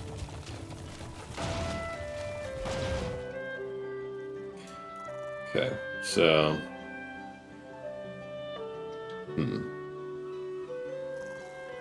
The only thing is, I feel like we went pretty extensively along this coastline right here for the tin, so I kind of want to see if there's something like more to the east here. We could explore a little bit and see what we got.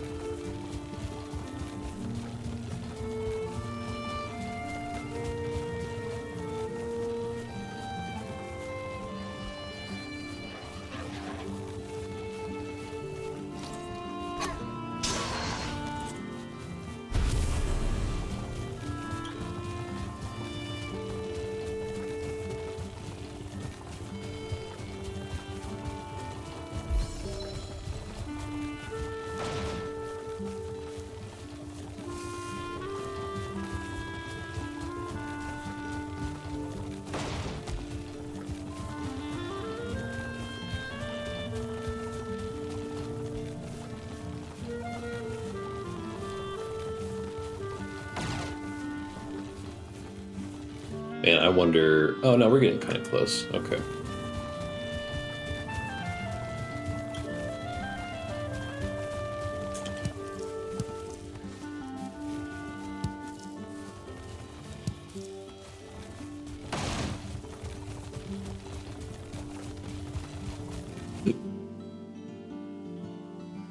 Hello, traveler, and bear witness to my warning.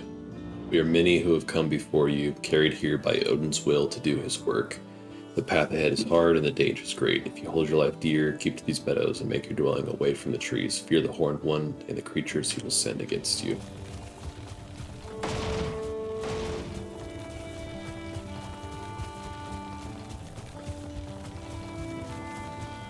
The Horned One being Eikthyr.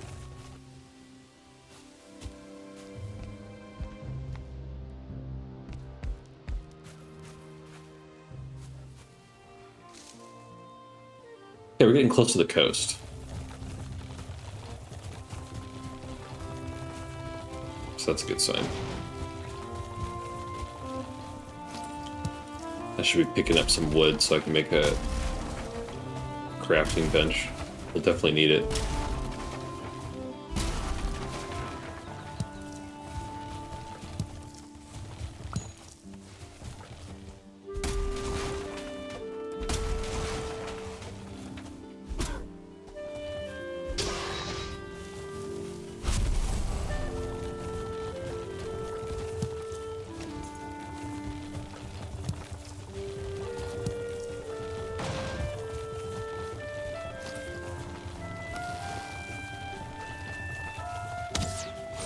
Something we need to do too is keep an eye out for deer. I keep forgetting that we need more of the whatever it is that they drop, deer hide.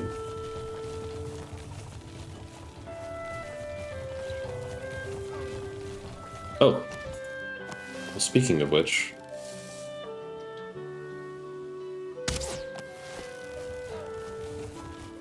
I spooked it though, unfortunately.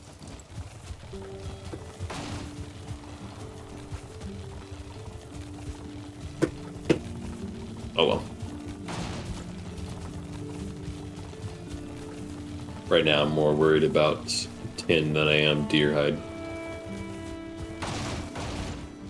Oh shoot.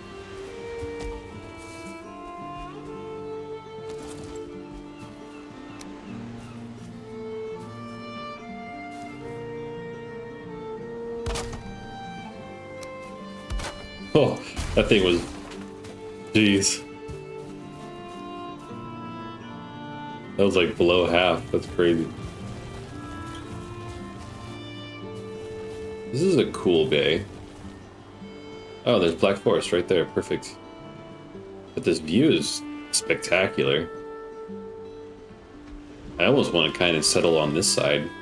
I mean, our base is all the way over there, but this is just cool, man. Like, this is a vibe.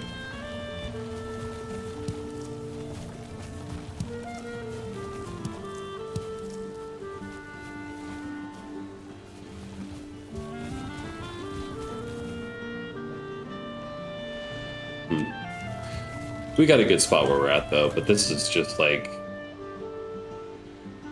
There's something so beautiful about this perspective right here. God, what a good game. I say as I destroy my cart.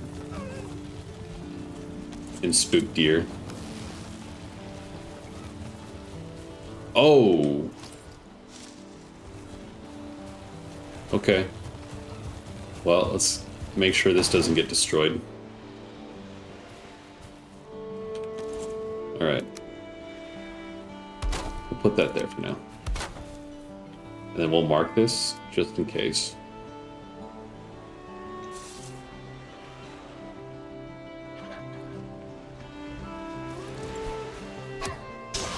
I wasn't expecting to see a troll like that.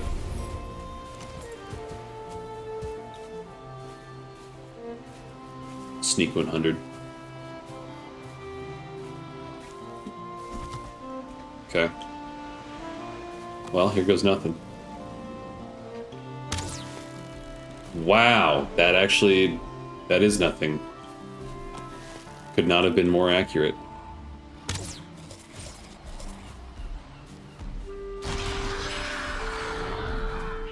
Oh, he doesn't have a tree though. That's cool.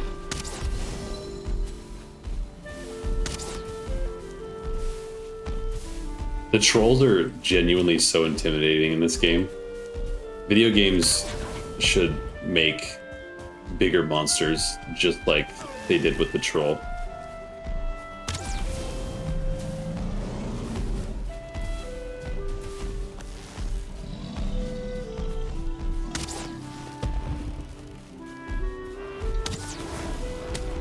I'm trying to see if headshots do more damage.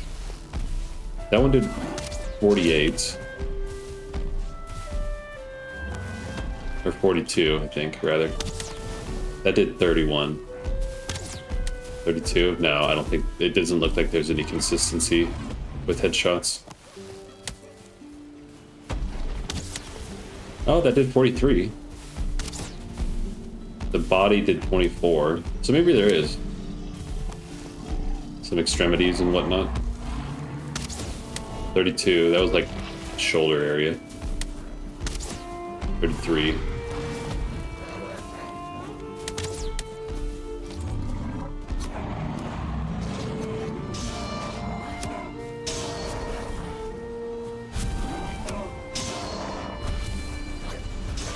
Not bad.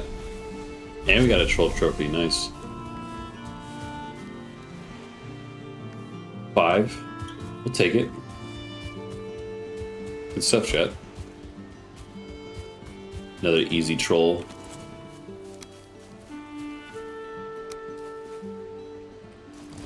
You know, it's really funny. So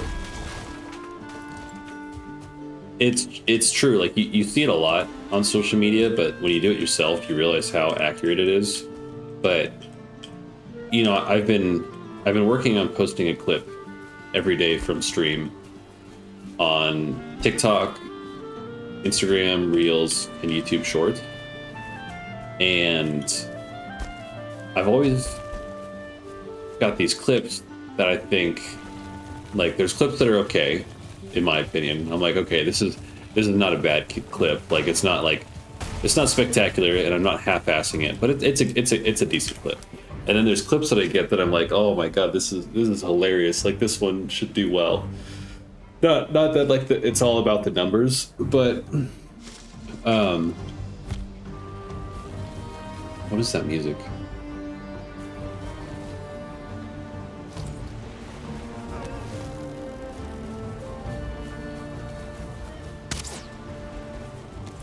But it's interesting how social media works, because a clip that I post on TikTok might not do well, but it'll blow up on YouTube or even Instagram.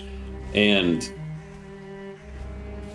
Instagram I kind of wrote off for a while. Like, I was still posting to it, but I was just getting like no interaction.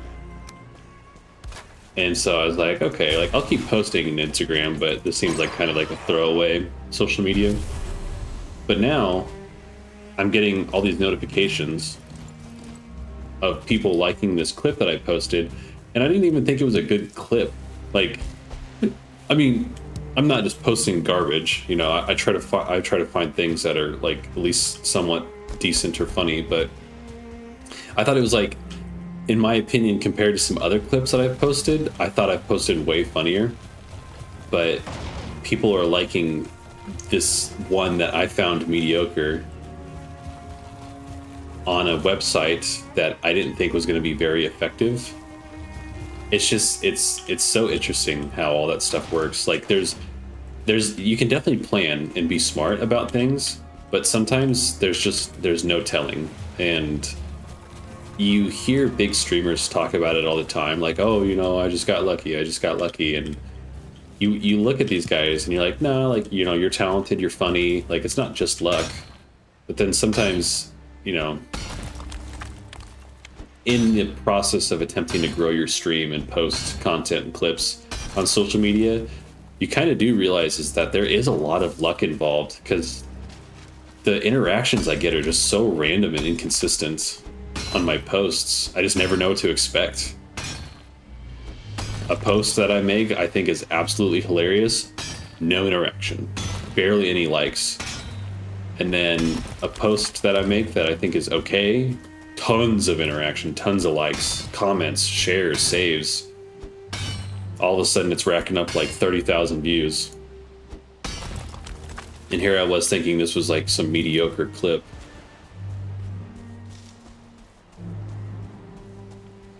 It's just funny. It's you could try so hard and put all this effort into this content, and then social media will be like, I don't really like this one. And then you could put like minimal effort into another post because you were just limited on time that day. And then everyone's like, this is the best thing I've ever seen. We want more of this.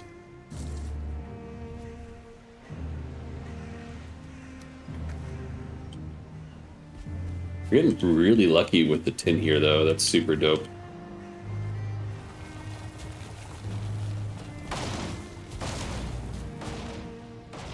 Oh, well. Not doing so hot with that cart right now, am I?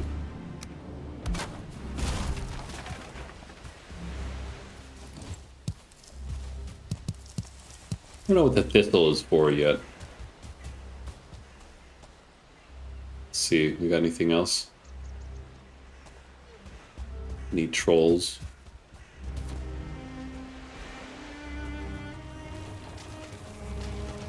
It's been fun though. I've met some really cool people. It's neat posting on social media, especially when you have something of like value that you're passionate about, that you're creating.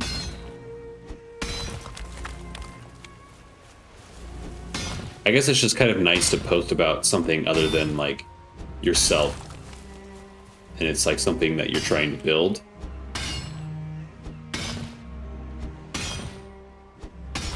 Man, we are getting really lucky with this tin. Kind of crazy.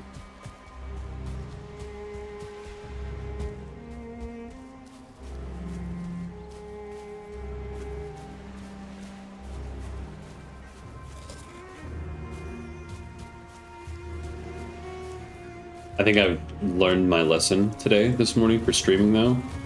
It definitely helps to have a little pick-me-up in the morning. I really like, you know, I like Monster.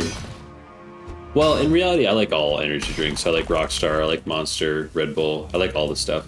But what I like about Red Bull is the ability to purchase something that isn't only 200 to 300 milligrams of caffeine. Sometimes it's nice having those little 8-ounce Red Bulls and only getting like 80 milligrams of caffeine, you know? Because I think a cup of coffee is about 60 milligrams. And sometimes, you know, when I'm drinking a Monster or something, like sometimes I don't want 4 to 5 cups of coffee all in one sitting. Sometimes I just want 1 cup of coffee.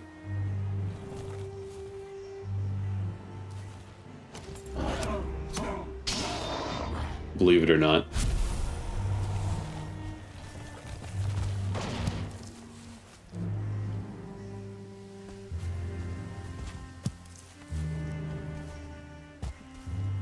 Those new Red Bull flavors are fire too. I can't even remember what the flavor is that of the one that I really like, but it comes in a green can, and I believe it's some random ingredient that I'm definitely not familiar with. Ooh, we got a troll cave. And then elderflower, I think is what it is. And it's so good. I love that one so much.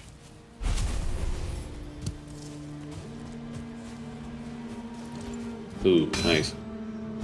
Tons of tin right here.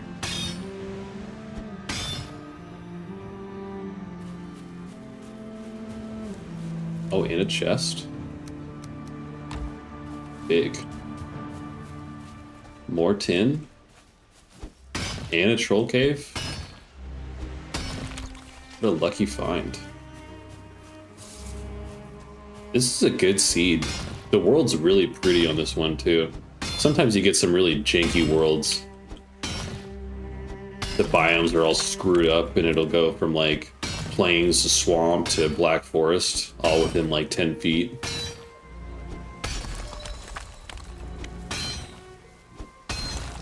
Nice. Not bad. This is a good tin haul. I think the tin... I think we need more copper than tin also, so... Okay. Let's get ready for this.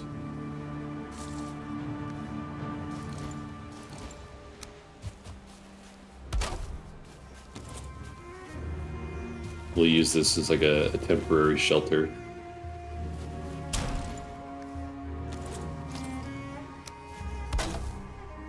Okay, here we go. I've ran into a cave with a troll before, but I have yet to like fully engage in a fight with one. So I'm not sure if I can pull this off. 112 damage? That's insane. Is that what you get for sneak attacking? I didn't realize that. That's straight up news to me. Okay, I think we can do this.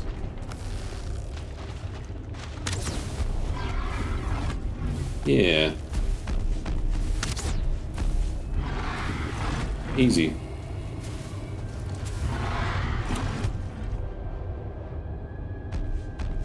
Well, that's really, really, really unfortunate. That sucks.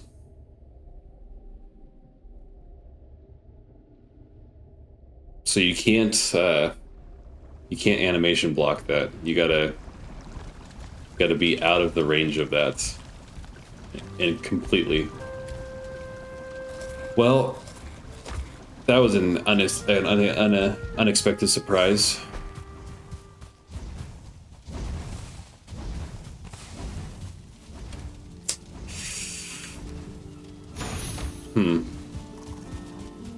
Unlucky. Oh. Is it nighttime? Let's go to bed. Let's sleep that off. Wow. I learned two things just now. I learned that an over the head slam can kill you in one hit at full health. Like nearly like 100 health. I learned that. And I learned, like, unlike just about every other attack in this game, you can kind of dodge the animation. So even though it looks like it's hitting you, if you dodge just at the right time, as long as you're dodging, it won't be hitting you, but that's not the case with the Troll Slam. And now, we gotta run back naked through the Black Forest to the Troll Cave, in the back of his cave to get all of our gear.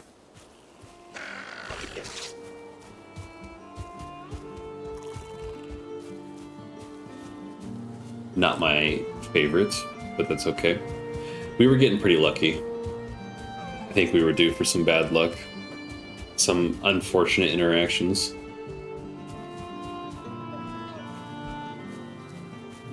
That definitely surprised me, though. I was not expecting that at all.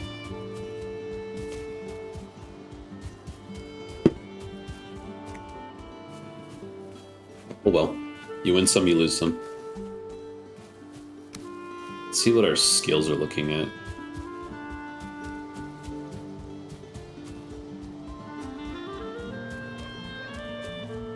I wonder what the max skill level is in this game. I'm assuming 100. Shoot.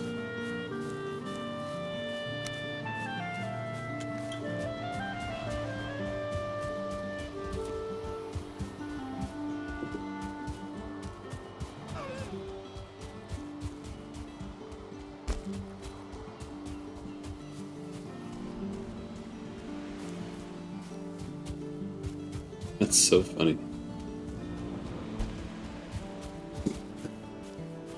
Oh. Gotta get the berries. I downloaded a mod too that allows us to plant fruit, which is, I think, I feel like that should be just in the base game. It's kind of wild to me that you can't plant the berry bushes. So I downloaded a mod that allows us to do that. I can understand, like, having to go to the plains to plant certain crops. Like, that's fine. I get that. I understand, like, that level of progression.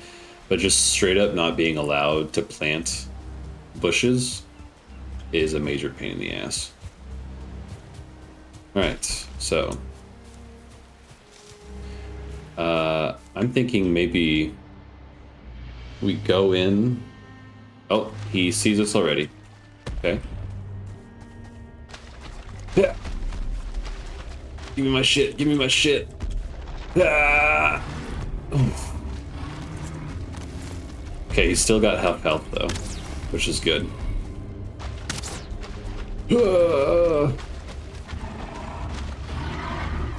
Scarier than any boss fight. Where's my fire? Hello? Oh, I've got some regular arrows. That's annoying.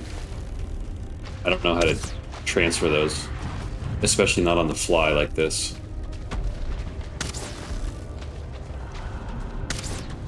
So I think we're just gonna tough it out. Ugh, shit.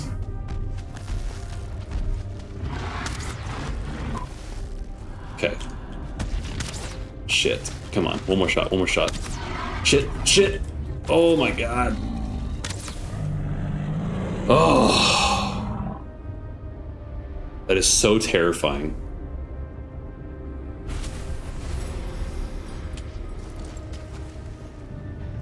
Five more troll hide. Take it.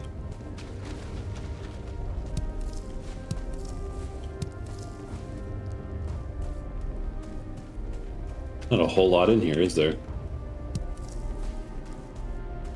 Ooh. Oh, did I speak too soon? Oh, yes, I did.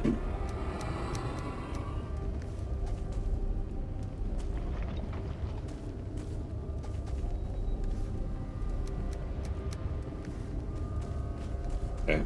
Not great, but it's something. Really here for the troll hide anyways.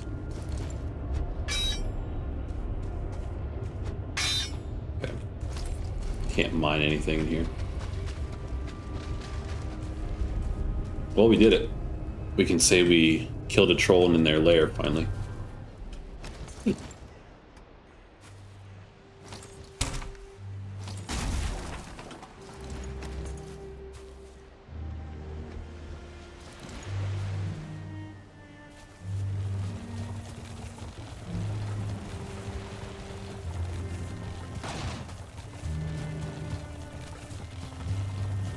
Okay. Not so bad. Looks like there's a good concentration of tin over here.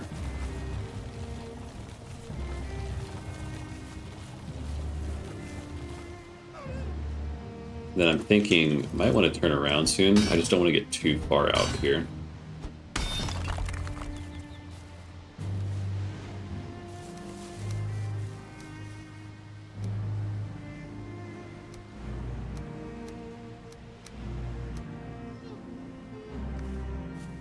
Oh, little fish. I like when the fish just swim up the shore like that and you can just grab him.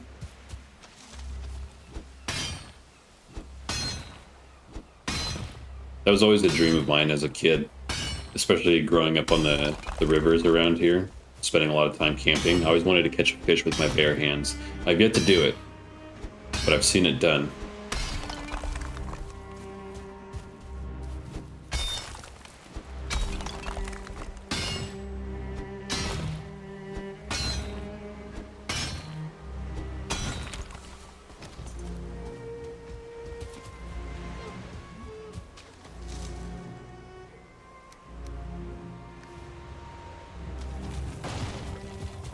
Okay. I think a part of me wants to kind of go over to that fog, and then I think we'll turn around from there.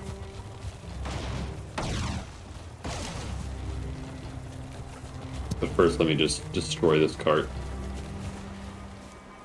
Ooh, there's a lot of blueberries and some carrot seeds.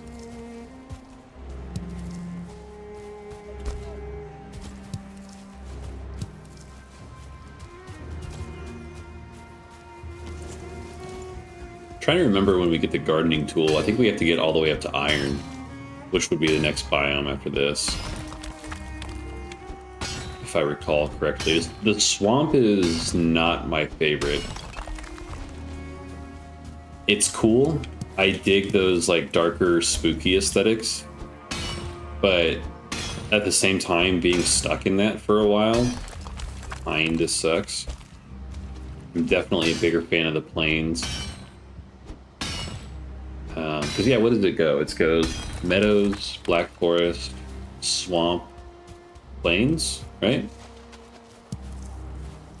And then mistlands, and then whatever the fire one is, scorchlands, is that what that's called?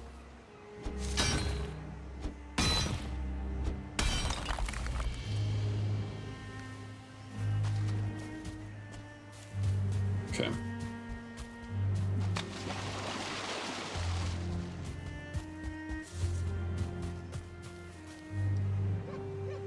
Rest a while and remember Ulf, who carved the stone with his own hand but could think of nothing to say. Thank you, Ulf.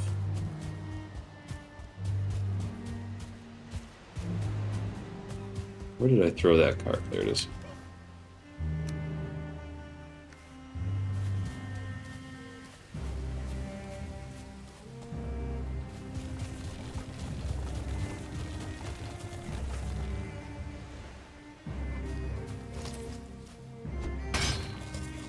You know, I unfortunately missed there was a posting that I saw for a voice acting thing that sounded kind of cool. I've never considered doing something like voice acting, but I feel like that'd be a lot of fun. Ads starting pretty quickly, chat. I got really into Critical Role for a while. I had this job. Here, I'll wait to tell the story until the ads are over. In case anyone's watching and wants to hear it.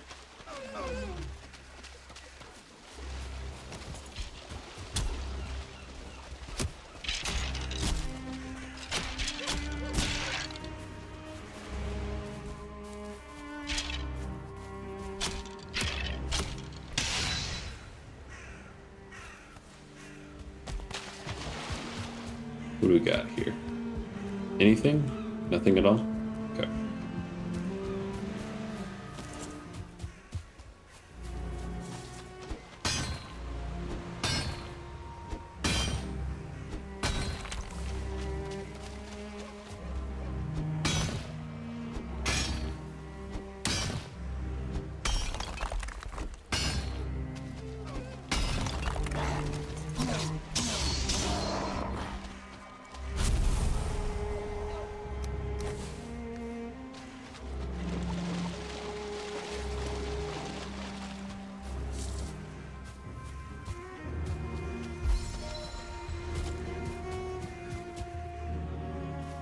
Well, I think we got a good amount of stuff here.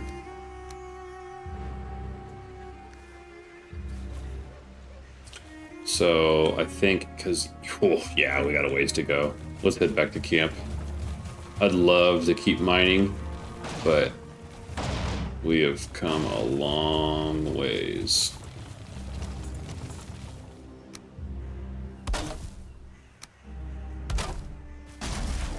I'd like to get back before it gets dark, too. Doesn't hurt to make some stops along the way, though.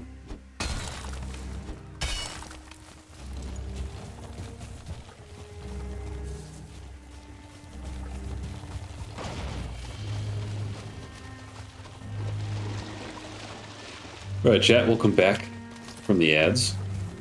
Apologize that we have to run those here.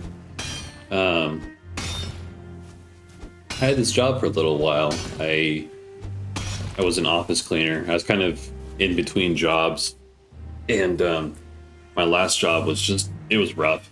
It was a very toxic environment, and so I needed something. I needed to kind of get a break for a little while, and I knew someone who knew someone who owns this cleaning company, and they're just like a private contractor. They clean for different businesses around town, and I had all kinds of different contracts. I cleaned a school, vet clinic, like a metal fabrication office that was attached to a warehouse and like manufacturing plant.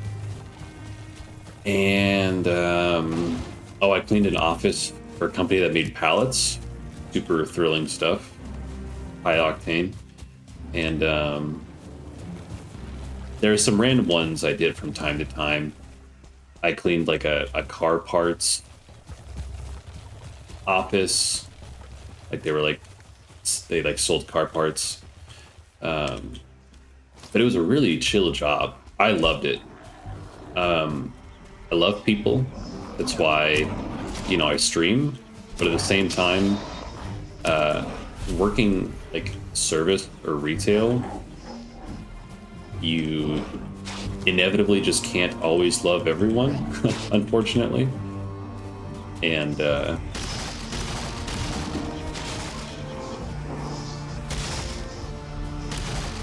so it was a very nice wanted break. And I'm gonna die. Shit. But I didn't work around anyone all day, every day. I was completely alone at all times. And it was kind of nice for a little while. It was a good break, And so I would pop my headphones in and I would just clean.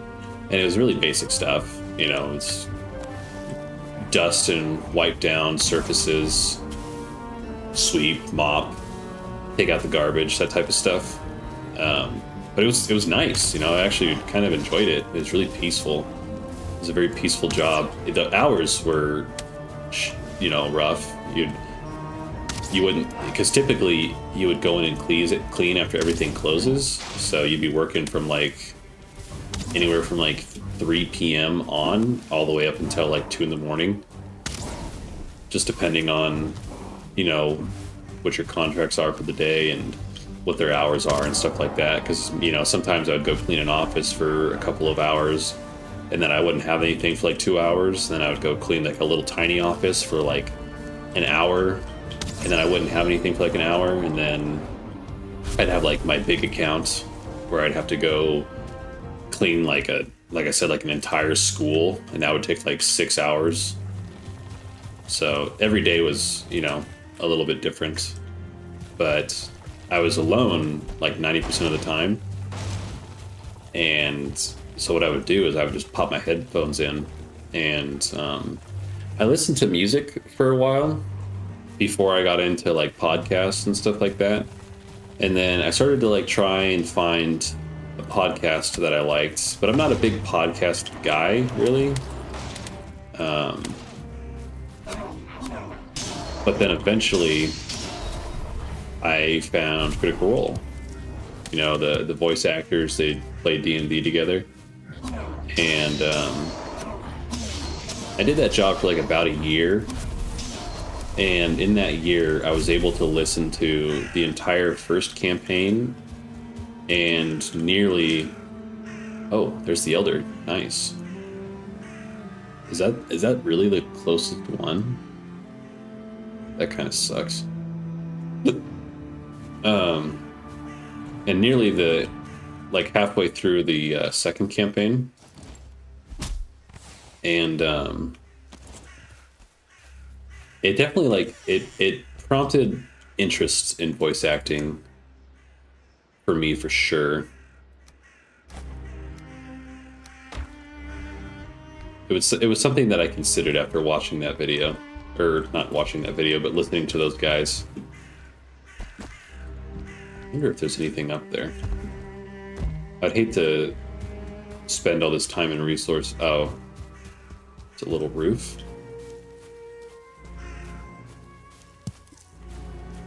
But yeah, it was a nice job. And I really liked being able to listen to Critical Role while I worked. Definitely my favorite part of the job.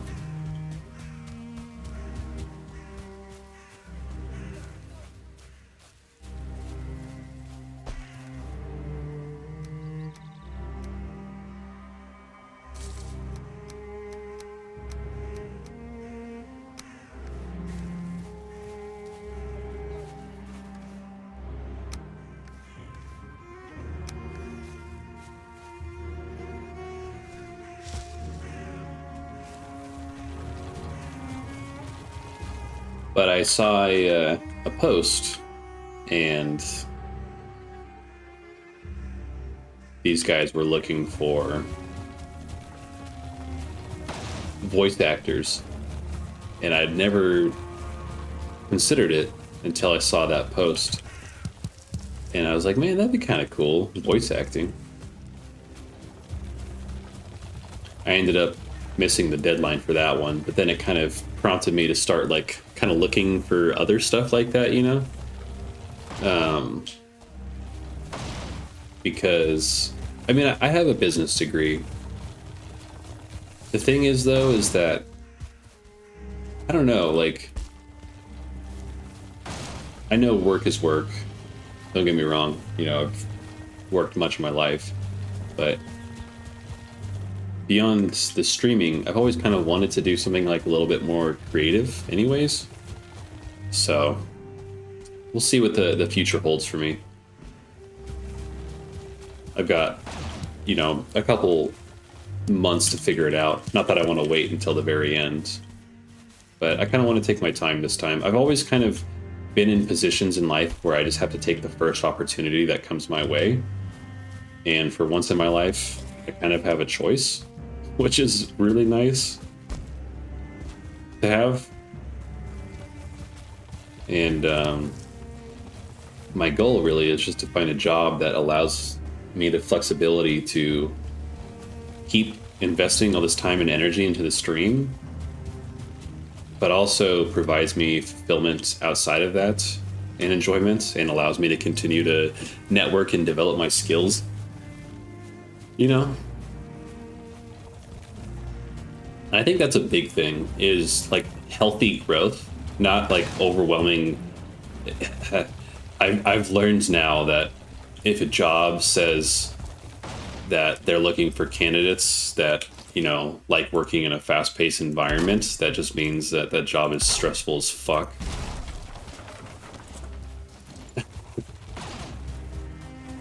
I've learned my lesson, and I'm no longer looking for working in fast-paced environments.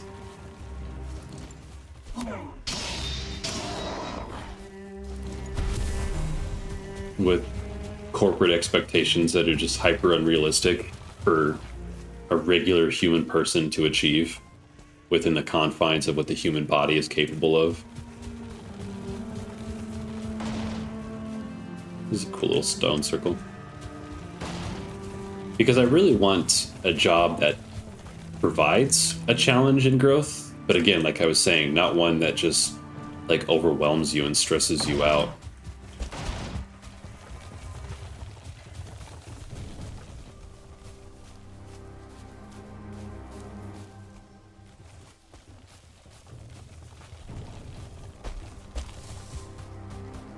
Boy, we have not gotten very far with this part. This is rough.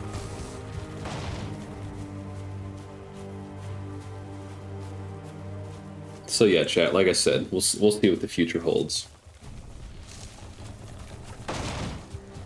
For now, though, I'm just excited to get out of my hometown.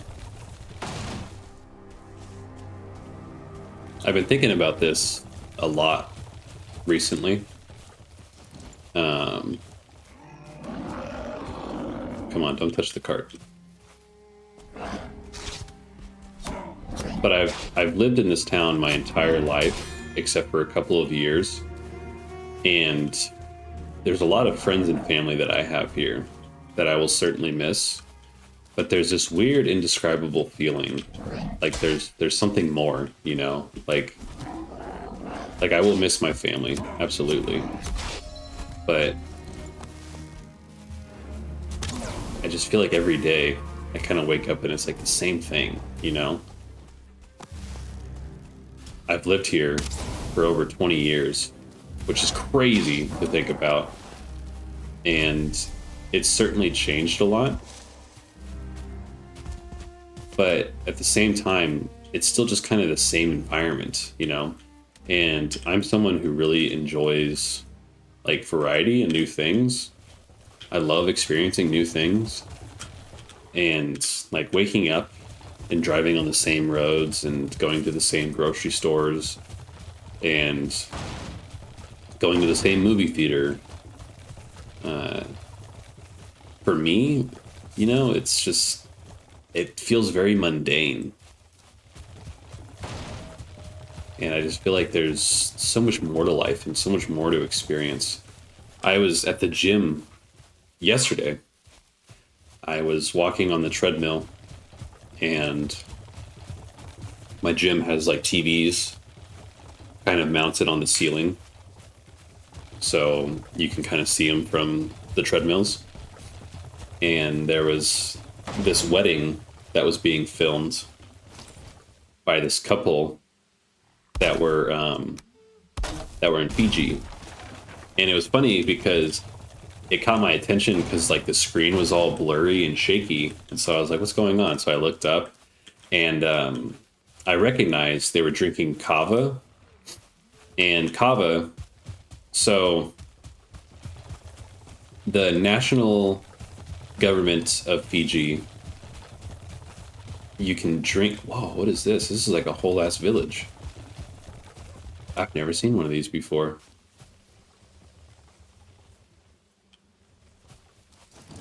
So within the towns and cities of Fiji, excuse me, you can drink alcohol. Oh, it's a maypole, right? Isn't that what that's called? No. Is it a maypole? Wild. This is kind of creepy finding this at night. It's all of a sudden turned into a horror game.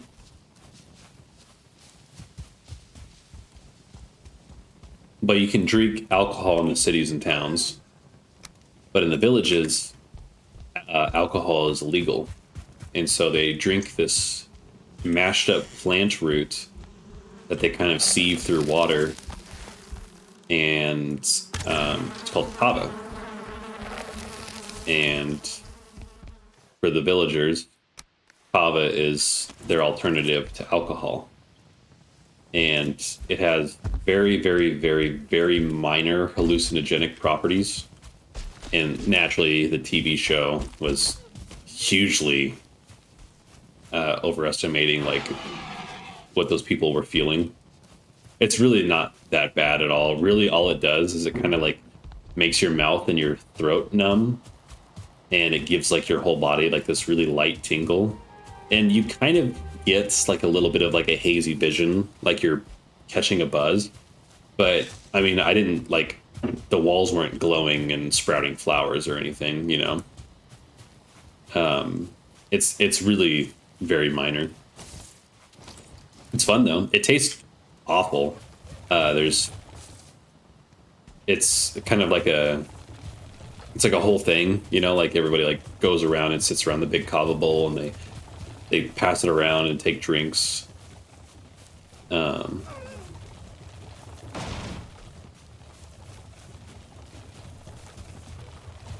But watching that couple enjoy their wedding in Fiji and get married on like the top of a volcano, you know, it made me think about how I've lived in this little small town like almost my entire life, and have just, beyond going to Fiji and a couple different places, like I just haven't experienced anything new in so long. And you know, I'm a very firm believer that like people can do whatever they want, whatever makes you happy, do it. and shit. You know, if growing up and living in your hometown is what works for you, that's awesome. Like that's dope, you know. But for me, that is just not my thing. I'm a Rolling Stone, you know.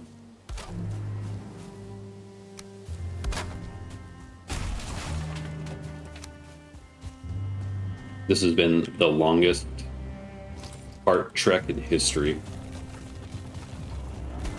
At least by time, anyways. It's gonna take us like 2 days to get back.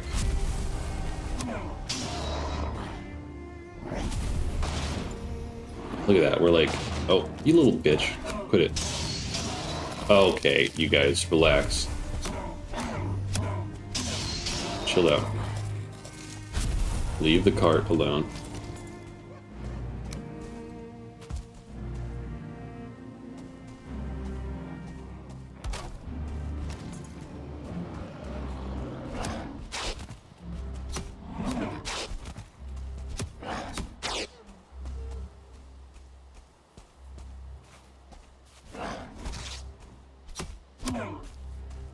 Okay, this is getting out of hand.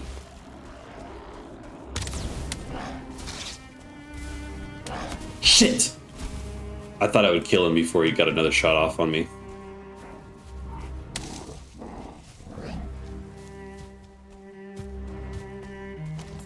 These damn brutes, man. They are tough.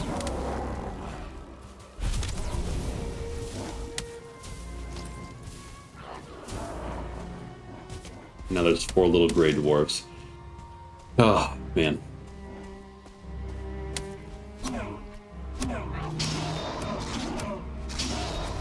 Okay. Okay. Nice. Jeez. Brother.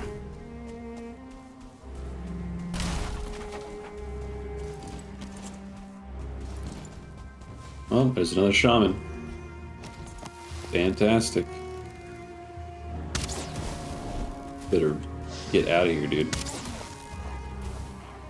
1 star, though. But if he poisons us, we're for sure dead. There we go.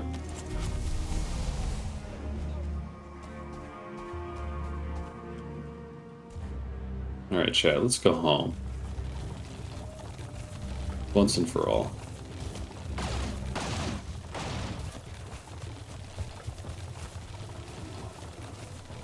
Oh, we're back in the meadows. That's nice.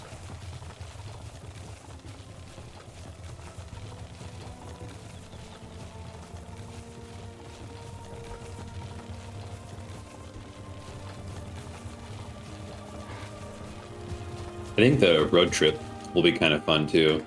I mean, we're nearly going like cross country. Pretty close. All the way from Idaho to Tennessee. It's a pretty good trip. I know we're going to be driving through some pretty boring parts down in the Midwest, but beyond that, I'm hoping there's some cool stuff to see along the way, you know? Random roadside attractions and towns and cities to stop in, and food, you know? Get to try out some new food. That'll be fun. I think that might be what I'm the most excited for. I mean, there's a lot of things that I'm excited for sure, but big food guy, you know? You need it to survive, it tastes good. And up here in the north, sorry, no offense, but cooking in the north just kind of sucks. It's so plain and bland and under-seasoned, and it's all the same thing. You get the same thing everywhere. You get, you know, bacon and eggs and toast for breakfast. You get a burger and fries for lunch, and I don't know, you get like a salmon fillet or some steak for dinner. Like that's really like the mainstays of this area, which that's good, you know, that stuff's all good, but when it's the only thing you really get to eat, it kind of sucks.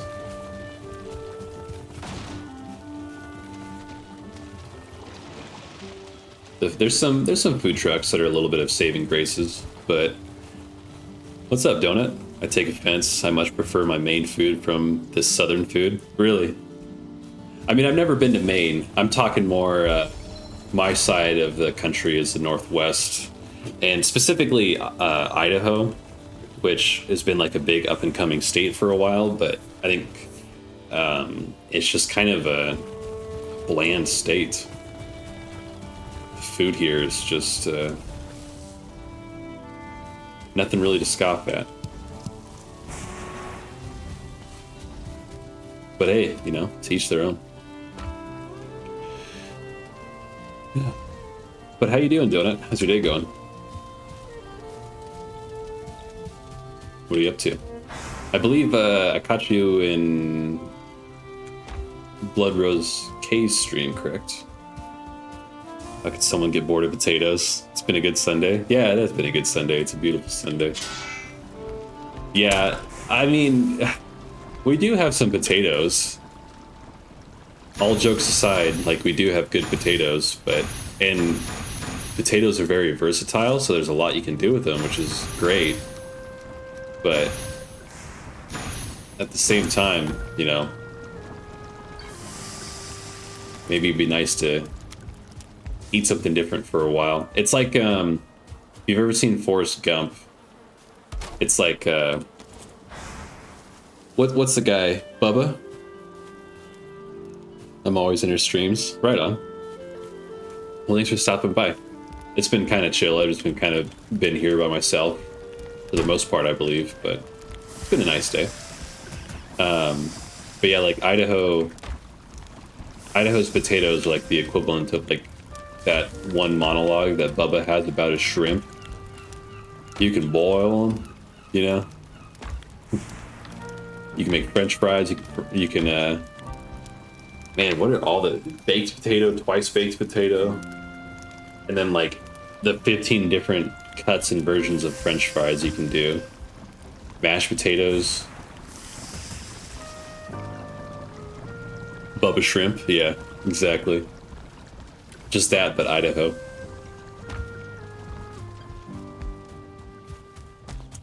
But I don't know if you're familiar with Valheim, but we're playing some Valheim. It's kind of like a Nordic survival game. Akin to like a Minecraft.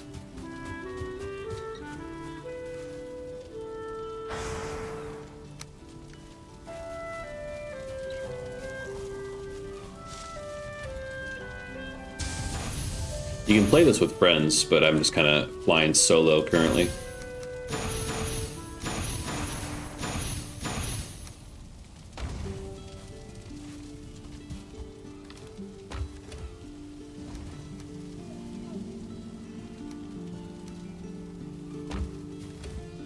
Nice. We got a lot of stuff now. We are chilling.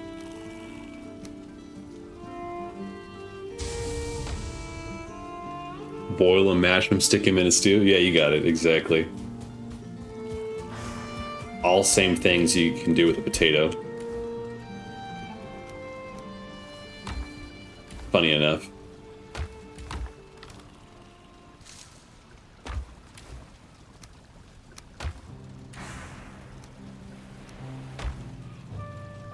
I actually have gotten the itch to play again because I've been lurking a while. I've never gotten very far. I get lost easy. It's a difficult game. It's but it's also like really beautiful and peaceful. Like the graphics, you know, it's funny because they got like that pixel art style, but they're also like from a distance, you know, it's just such a beautiful game. But no, it's a lot of fun. What's the furthest you've gone? If you've gotten lost. Like, do you get to a certain point and you just put it down, or?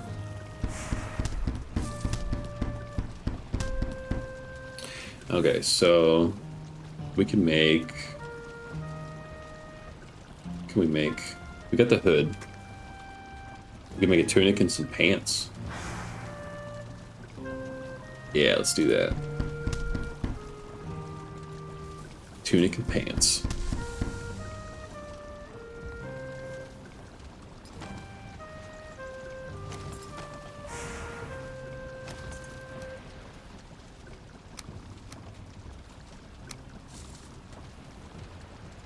I think I've beat like 2 of the bosses. Okay, so probably then you would have killed Eikthyr, which is like the big deer boss in the meadows. And then down here I've got the Elder, which is the boss for the Black Forest. So that would be like the first 2 areas. And then you would probably have like just gotten into the swamp, I'm pretty sure. Which the swamp is difficult. The game does a really good job of like very progressive difficulty. Like when you go to a new area, it's not like things are just kind of like sponges, like difficulty in other games. Like they don't just have like a bigger health bar. Like there's actual like a lot of strategy and environmental hazards involved to consider. The swamp is where I've quit. That's fair. Honestly, the swamp is very difficult. It's kind of ugly. You're constantly wet. There's a lot of really nasty things in the swamp, like the eels and the draugr. Ads are going to start in 45 seconds. But yeah, the swamp is a rough one for sure. Okay, let's see what our upgrades are. We can make an ads. We got the anvils in the cooler. And we need a fermenter. So while that tin's smelting, we'll go chop some more fine wood so we can make a smelter, fermenter. Because I believe with the fermenter we can make potions.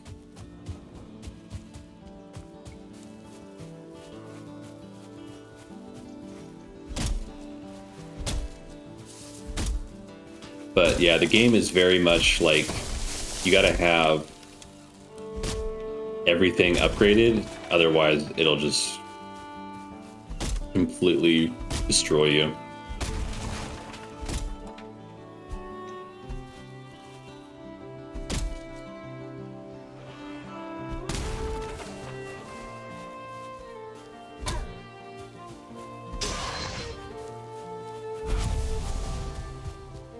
There's a lot. I know the ads are starting soon, so I'll stop what I was saying while they're running. But there's a lot to experience past the swamp too, though, which is really cool.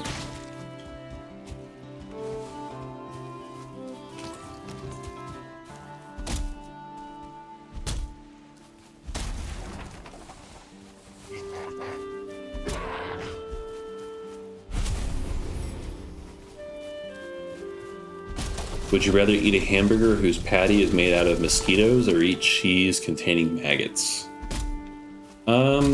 You know, I think I would rather eat the mosquito patty.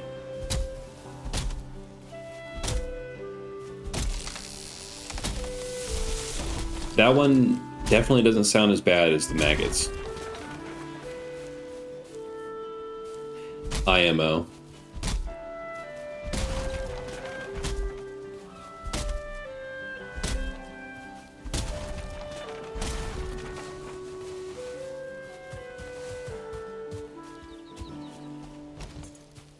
Maggots sound ew. Yeah, I agree.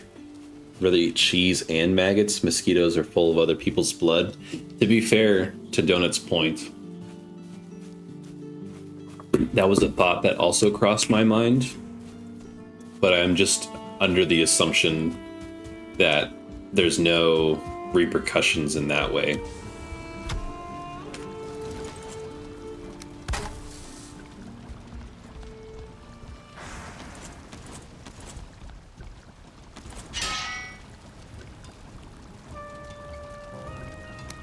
Okay. Let's get the fermenter going.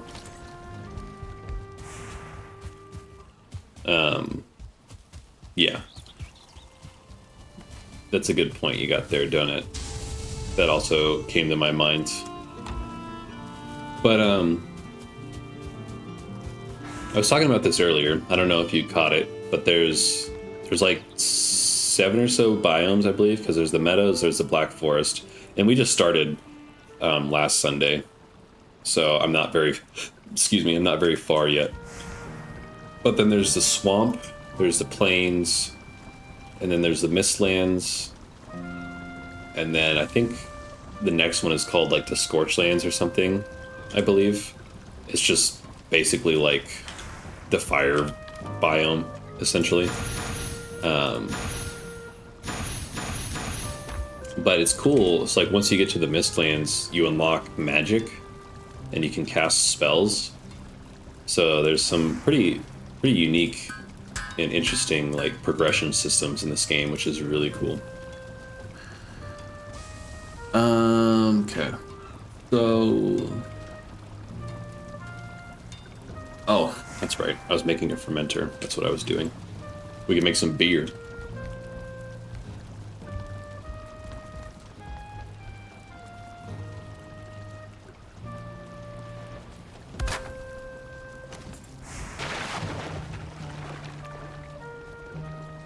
Sweet.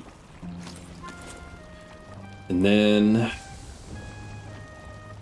think I just needed to make this ads.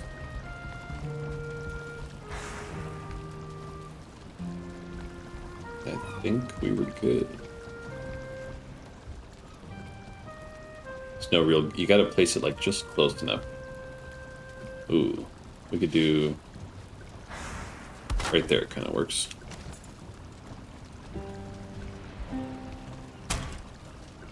And then, okay, we got some fire arrows.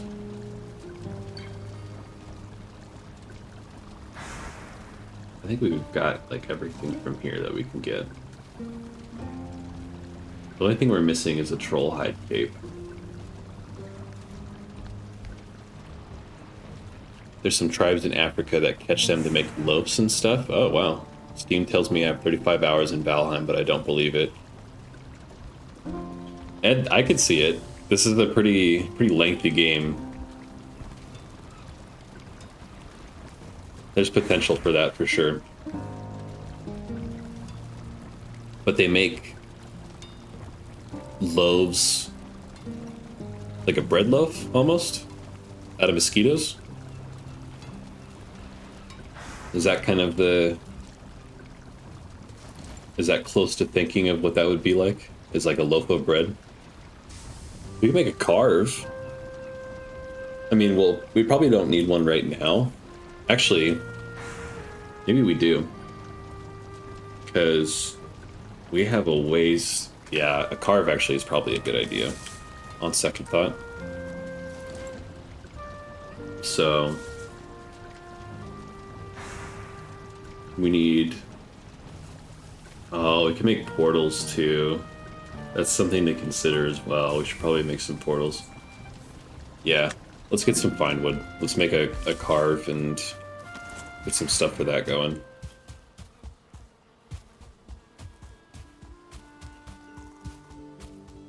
That would be very nice. Need more birch trees. Like meatloafs. Interesting. I mean, it makes sense though. Like, I know bugs seem like a very disgusting thing to eat, and they have the potential to carry a lot of really nasty things, but at the same time, they are pretty nutrient dense. I mean, they're tiny, you know, they're small, but it's a lot of protein.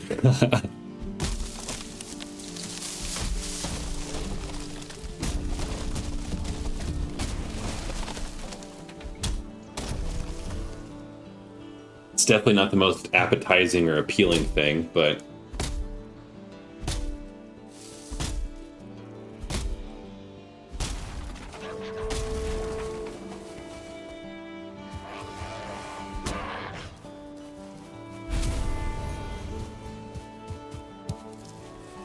because yeah, I mean, I've never even been to Africa, but from what I've seen from some documentaries and kind of those tribal situations, I would imagine that just might be like a necessity of life.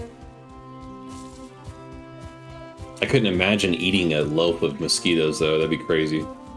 Ooh. Oh, I bet it's got like a crunch to it.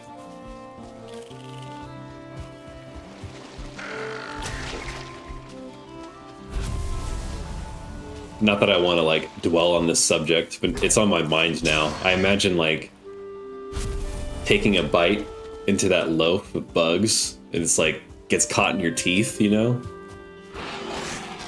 That's gnarly.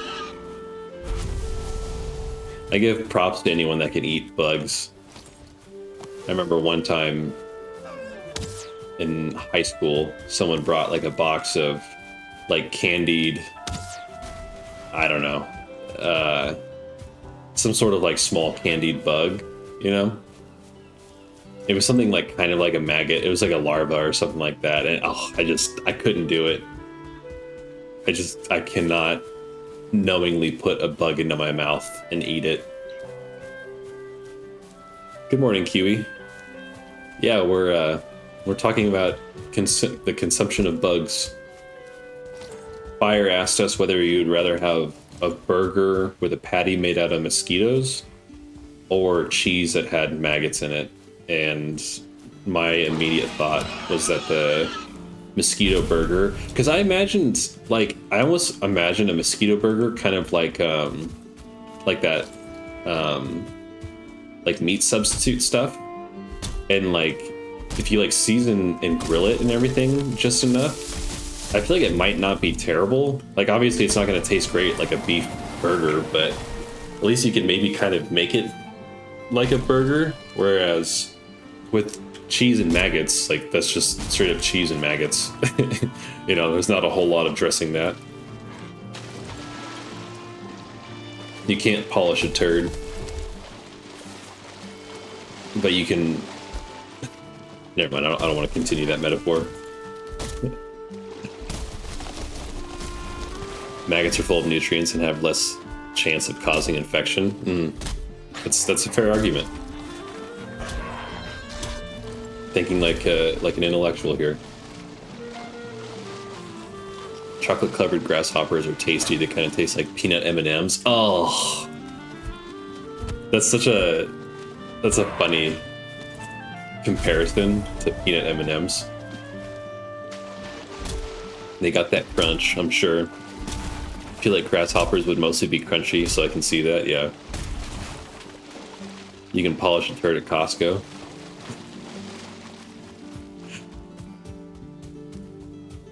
Yeah, that's the $1.50 hot dog. That's why it's so cheap.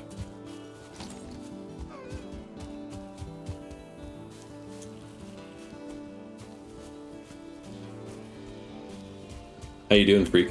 What you up to today? Catching the stream for a little bit before you gotta go to work.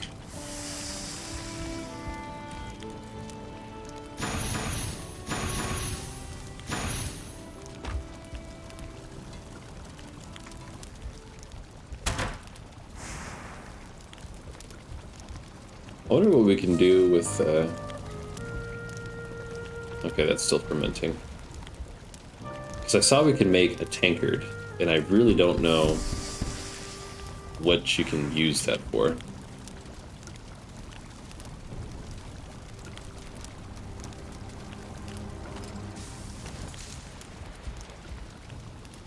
Interesting. Huh. You can do like a little cheers, I guess. I mean, that's cool. I like that. I'll put a chest here for my gear.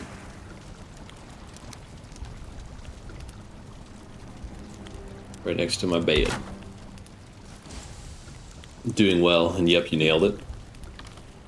Well, I'm glad you're doing well. I hope work's going all right for you.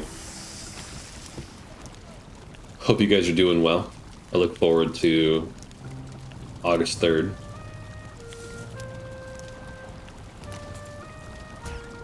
For those of you that don't know, the freak and I used to work together at Costco. We were coworkers.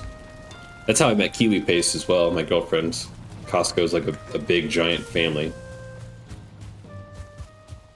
I left there recently. It was a good place to work, but I needed something different in my life. I needed a change.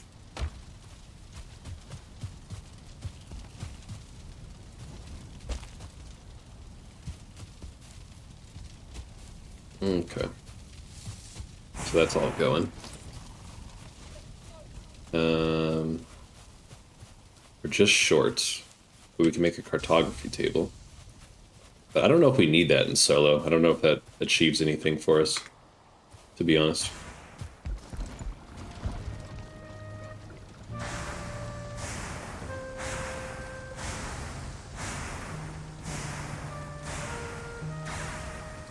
Your gift is getting here in a few days. I can't wait until you see it. Well, I appreciate that you got me a gift. That's very kind of you. I have no idea what to expect, but I'm looking forward to it. All I know is that you said I could use it on the stream. If I had to take a shot in the dark, I'm guessing you guys got me like a poster of some sort. But other than that, I really have no idea. But I appreciate it nonetheless. Donut, if you're still hanging around, you said you liked Kingdom Hearts, right? I stream that on Thursdays. I've kind of got like this schedule. I have like themed days, so just giving you a heads up on what day the Kingdom Hearts will be coming if you want to tune in for that. It's pretty fun. I think I'm in Aladdin right now, but I haven't played it in over 20 years, so it's a nice little nostalgia trip. Oh, sir, it's way better. All right. Is it? Did you give me like a standee or something? You got me like a Han Solo standee to stand behind me during my stream. I loved Kingdom Hearts. I did too. That game has a very special place in my heart. A lot of memories growing up with my dad, the two of us playing it together. All right, so we need just a little bit more fine wood. Oh, and we need some nails too. We need a lot of nails.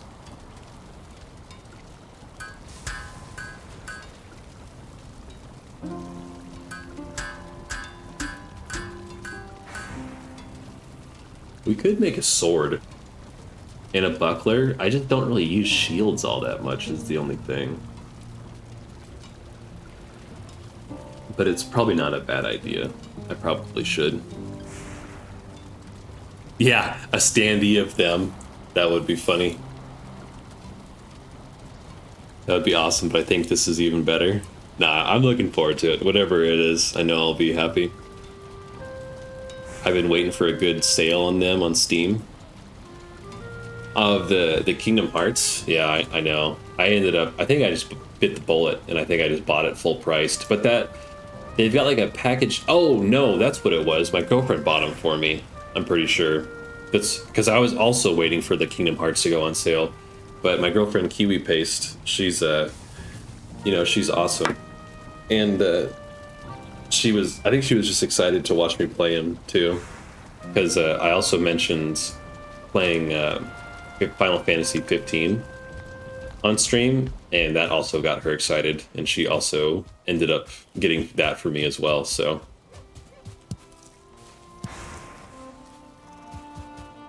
but yeah, I played 1 and 2 when I was little, and I've barely even seen 3 as well. Like I have no idea what the game's about. I know there was some like divisive opinions about 3, but at the same time, 1 and 2 are still divisive, and I absolutely love those games. So I'm just gonna, form an opinion for myself. Believe it or not, I'm a Kingdom Hearts freak, so I would need him to play them. Yeah. If there's ever anything you guys want to see me play, I'm always receptive to ideas. I'm here to hang out with you guys and hopefully provide you with some entertainment, so I'm always down for some requests.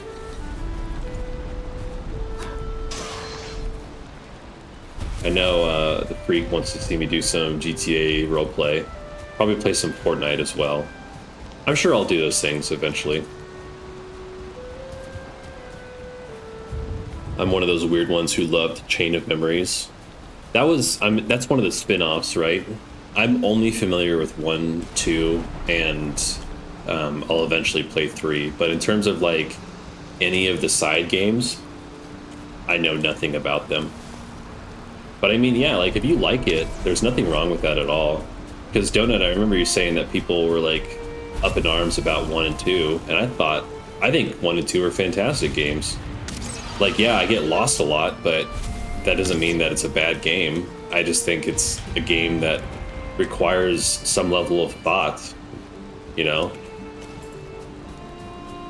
And I think that's good in a game. Like, a game, ultimately, at the end of the day, is like a puzzle, you know, and it shouldn't be such a bad thing that you have to use your brain to figure out what to do next.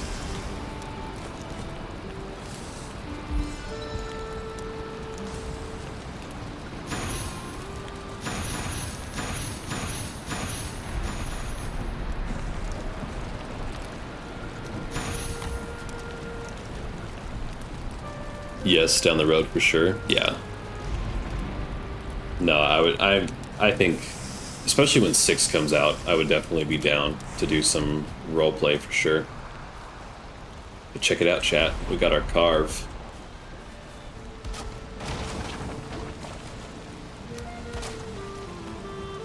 Chain of Memories was a GBA game. What is GBA? I can't say that I know that off the top of my head. GBA. Never knew it was on the GBA first. I only played Rechain on the PS2. Oh, Game Boy Advance. Gotcha.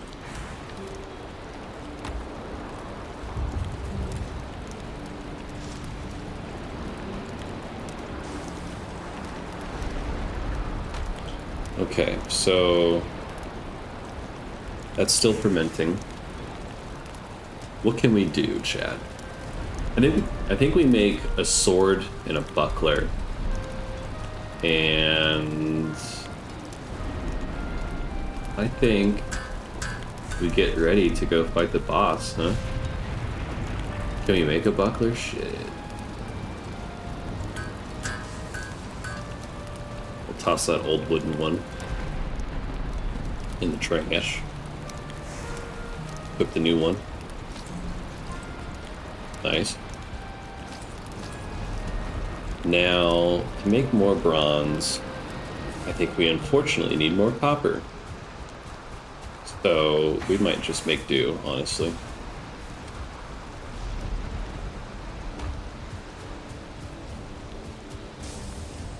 It looks like it'd be a lot more fun on the... Yeah, I could see that.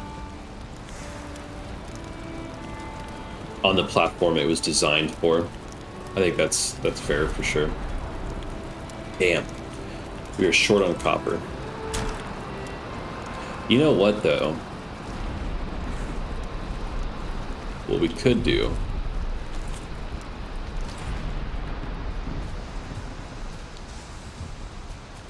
I've got an idea. Maybe. Maybe I have an idea. I think I have an idea.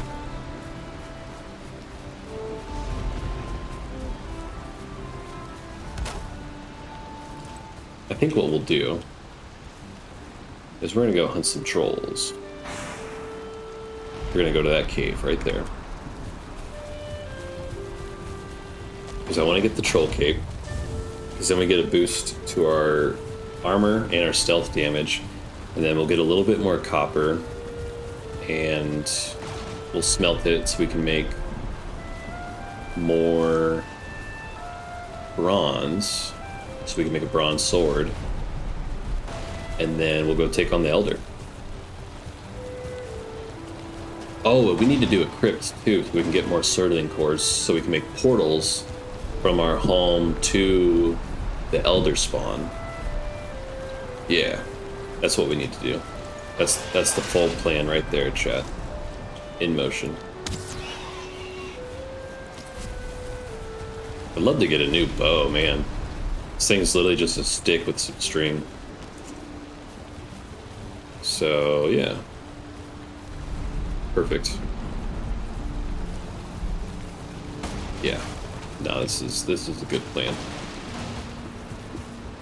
Wish they would add it to the Switch GBA library. Uh-oh. Yeah, maybe I should give all of the Kingdom Hearts spin-offs a chance then. You've kind of prompted me a little bit, don't it? I've just always heard that they're incredibly messy, hard to follow. But I guess people say that about the base games. I should just stop letting people's opinions sway what I think about something before I try it. I did that with Death Stranding. Because I thought the trailers for it and everything looked amazing. Then I remember people saying like, oh, this is just walking simulator, like making fun of it, you know? And so I didn't play it for a while. And then I saw 2 was coming out, and 2 kind of like reinvigorated my interest for the series. And so I was like, well, you know, I'll just give it a shot. And I've been streaming it on Wednesdays now, and I absolutely love the game. I think it's fantastic. I think it's so good. And yeah, I've kind of like really only like walked around for like a big portion of the beginning. I like just unlocked this like taser gun called the Mazer, but I think it's a fantastic game. And it's unfortunate that I let some guys on the internet, you know, swayed what I would think about a game before I ever even gave it a shot. And, you know, like they say, don't knock it till you try it. Oh, all my icons, like, got switched around. That's weird.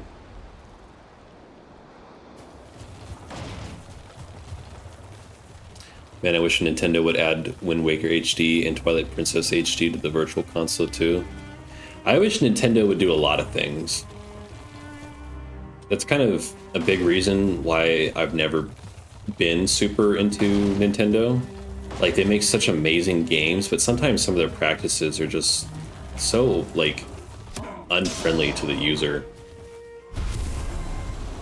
I get it, like, they want to protect their stuff. I respect that. They're very passionate about it, and, you know, they work very hard to make very exceptional games. I totally understand it, but at the same time, it's like, man. Like, I would love to play Donkey Kong Country so bad right now. I've been wanting to play that game for a while now, but there's no easy way of me accessing that game without dropping a heinous amount of money. And that's just something I don't want to do right now. Give me my Pokemon game, man. The good ones, not the new ones past Black and White, maybe even including Black and White. I saw that the other day too. Someone was talking about how they wish Pokemon would have returned to like the 2D pixel art style instead of this 3D stuff now. And you know, what is the new Pokemon that just came out? Like Pokemon Z to A or something, right? I was like super hyped for it, and then I saw a trailer, and I was like, what the hell is this? Like, this does not look exciting at all.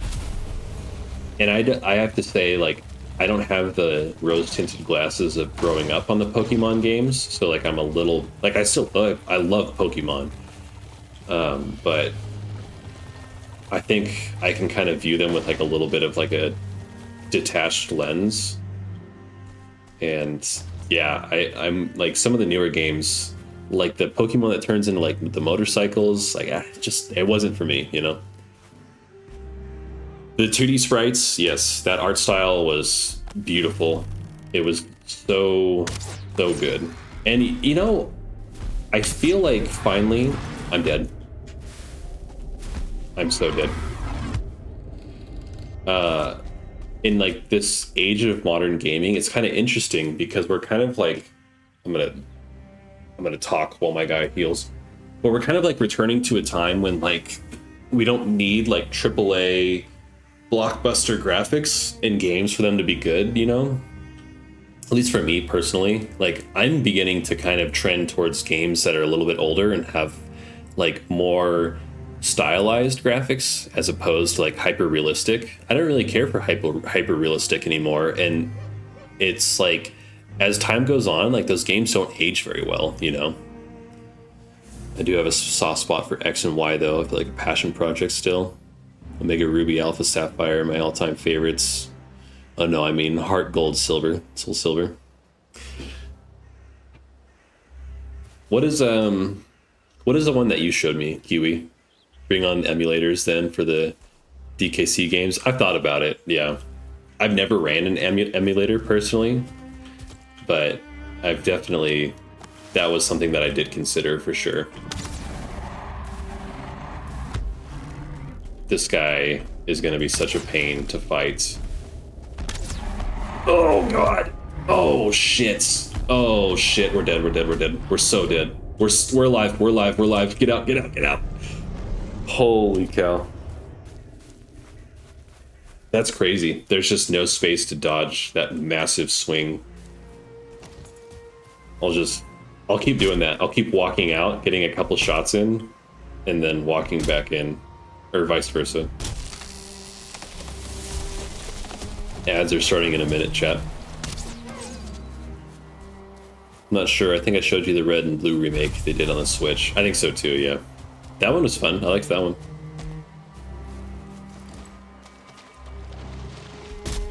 They're super easy to use and set up. If you need any help with them, let me know. All right, Donut, I appreciate that. I might reach out to you then about that. It's very kind of you. Oh, we've needed core wood. That's why we're missing so many recipes for items. I feel like such an idiot. We literally just needed to cut down one of these trees and we would have had access to all those ingredients. That's unfortunate.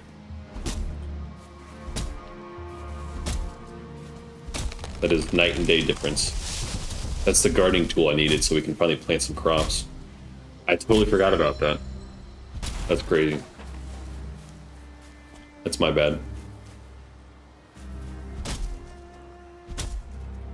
Cell shading is my favorite kind of style for games, and I feel like it ages really well. Yeah, Borderlands got me heavy into cell shading. I was really impressed with that style. I didn't really know what it was until I played a Borderlands game, and I was like, oh, this is cool. They did a red and blue remake on the Switch. Kiwi Paste would know better than myself. She's the one that has the Switch and all the games on it. But I remember she showed me one, and it was really fun. I got really into it for a little bit. Oh, okay. And that's a 1-star. Very cool. Fun and engaging.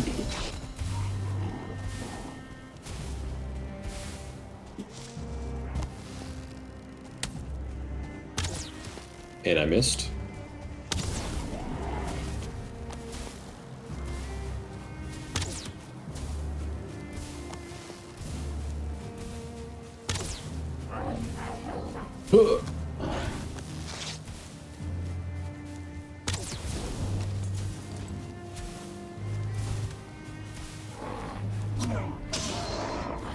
You better not run off.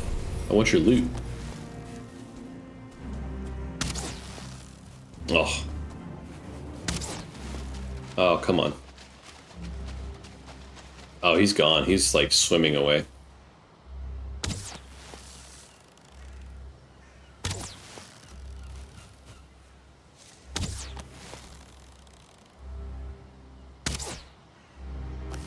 Come on. Like one more shot, I can feel it. No? 2 more shots. There we go. Yeah, it's called Let's Go Pikachu and Eevee. The story and everything is the same, but they changed the wild Pokemon encounters to the Pokemon. Yes, yes, yes. That's what it was. Yeah, I like that one a lot. That one was really cool. Well, and really, there's definitely some other cool generations out there, but for me personally, when it comes to all the Pokemon generations that there are, I'm definitely a lot more interested in like the first generation. After that, I lose a lot of interest. There's some cool Pokemon from different generations, but the whole first generation is, to me, iconic, and that's definitely in part due to nostalgia for sure, like without a doubt. But I think that's why I liked Red and Blue so much. It's just because it's like all the OGs.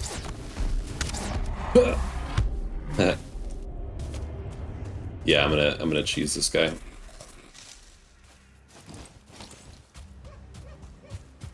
It's hard to beat for sure. Yeah. Well, and I'm not someone like. Actually, I like some of the more modern designs, like the sword Pokemon and like all the like the appliance Pokemon. And someone brought up a good point about how in like Japanese culture, having like appliance Pokemon and stuff like that makes a lot more sense. So it's not just them like running out of ideas. So like that was a cool perspective too. But I actually kind of like some of those Pokemon. I think they're kind of neat. Really liked all of them up to like Gen 6. Yeah, at some point, I think they started going towards like this generalized universal like bubble appearance, where like all of the Pokemon look very bubbly and are very like rounded, and I kind of like how the older generations have like a lot more individualized styles. I'm a much bigger fan of that as opposed to like what almost looks like they're just like making Squishmallows out of Pokemon, you know? I don't envy the people who have to come up with new Pokemon designs. It's gotta be so hard. I think I would love that job, personally. I think that'd be so much fun, coming up with Pokemon. I think that'd be dope. I'm sure it's hard, yes, absolutely. Especially when there's hundreds of Pokemon and a lot of tropes have already been done with like animals and stuff like that. That is such a strong troll.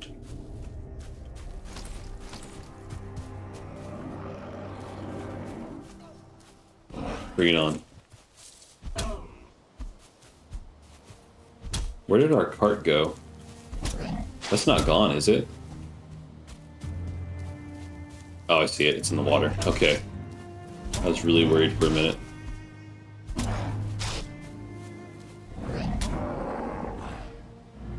I feel like it's a reflection of how times have changed too. The 90s were definitely more edgy. I was thinking, right, yeah. It almost feels like they might be like changing the designs in a way to appeal to children more, which of course, you know, it's a game for children, so like they don't have to appeal to me as like a nearly 30-year-old man, you know, like I'm not going to get butthurt over it. I think maybe just the style is one that doesn't resonate with me as much as the style that I saw as a kid. But I'm not gonna like get up on a soapbox and be like, Pokemon needs to make designs for me, you know? Like, I'm fully willing to respect the fact that like that is, of course, it appeals to a broad audience because there's now, you know, decades of Pokemon. So you've got children coming into it and you've got adults that have been into it for a while. But ultimately, you know, I'm always willing to accept that, you know, sometimes some things that I grew up with just aren't for me anymore. I mean, I'm 32 and I get butthurt about it, and I will happily move over and make some room on my soapbox.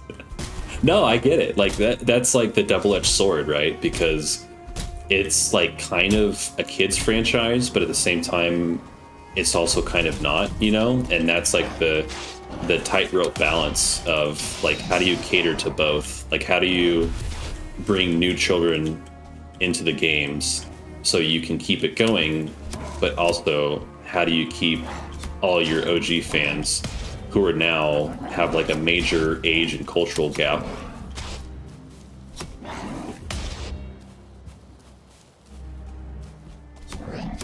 I guess like another example of this is Star Wars.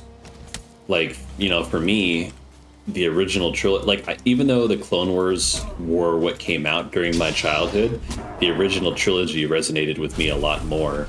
And now I think just about like every character from the original trilogy is dead, essentially. I mean, they even kind of like symbolically killed C-3PO by like wiping him and then like bringing him back as like a completely fresh droid. So, you know, it's kind of like one of those things where it's like, well, everything that I loved about Star Wars is gone now, and there's still some redeeming qualities of it for sure. Like, I'm not saying I hate Star Wars, but it's like everything I loved about it will like no longer be in anything else unless they like go back in time with some of their movies and shows. Because I mean, it was rough, you know, watching Luke kind of be like a loser and like Han and Leia. I mean, Leia, of course, makes sense, like to real life, you know. But like I lost all the characters from my childhood that I loved, so you know. Yun, because 4, 5, 6 were superior in every way, I will also die on that hill as a Star Trek fan. I never got into Star Trek. I know it's a great franchise, but that was one I grew up more with Star Wars than I did Star Trek. Nostalgia is powerful, but I shouldn't split change. I would be happy if the Pokemon Company made a competent game, just like an objectively decent game that plays well and has a decent story. 4, 5, 6 are amazing, and I just wish you could find the original releases. Yeah, no, and that's fair. Yeah, about, you know, the Pokemon Company making. It definitely feels like, as like a lukewarm fan of the franchise, you know, because it's got a very passionate and dedicated fan base. That's what I would call myself, as a lukewarm fan. I would have to say that, yeah, it definitely seems like they just like there's always this polish that comes with like Nintendo games and Nintendo affiliated companies, you know? And it feels like Pokemon is just one of those franchises, regardless of like the divide between like the child and the adult demographic. It definitely seems like it's lacking like a severe level of polish, being like a cornerstone franchise for that entire like sector, you know? Like, Pokemon is one of the biggest franchises ever, you know, in terms of like intellectual property. And you would think they would have the talent and the resources to make like spectacular game after spectacular game. And it seems like they're just continuously letting their fans down.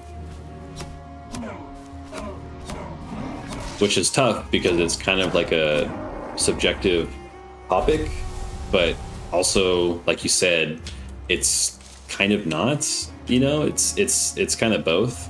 So it's tough, yeah. I feel like everyone complains about Nintendo, but they hold the most IPs and are all just iconic. No, yes, I agree. I think a lot of it feels like just part of the industry as a whole right now, and people getting upset with prices rising and exclusivity and stuff like that. And, you know, it's easy to get upset on the internet as well. And sometimes it's good to take a step back and like think for yourself, because you just kind of get caught in like these loops of negativity when you realize that it's actually really not all that bad in the end.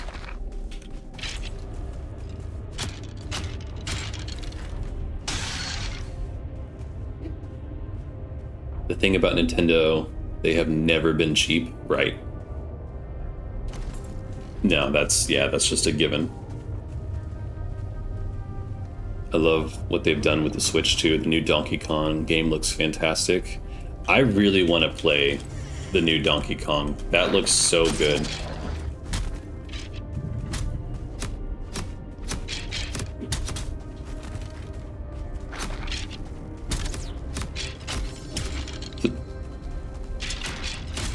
Ooh, yikes.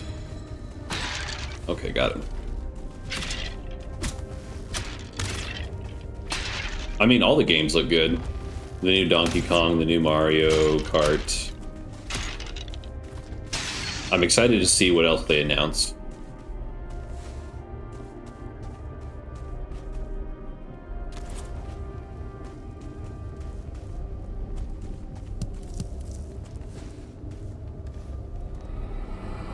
Just sad about it a little bit.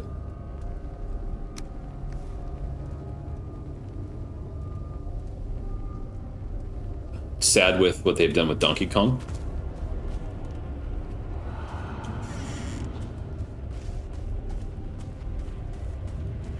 Interesting. I've never had one of these that went down before.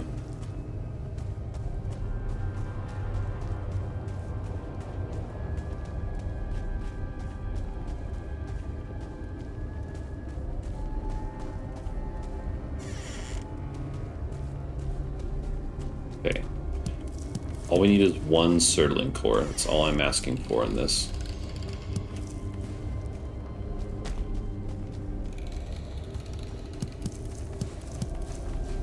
I hope that's not too much. But it looks like it might be.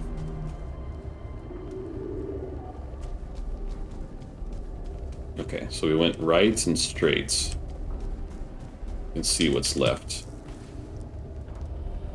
If you look at the DKC series or even DK64 Tropical Freeze or DKC Returns, the soundtrack is awesome. And Bonanza soundtrack is lackluster. I haven't listened to the soundtrack, but I'm definitely curious to check it out now. As a, have you ever seen the Donkey Kong movie? I can't remember the full title name, but it's got something to do with the crystal coconut. Does that sound familiar?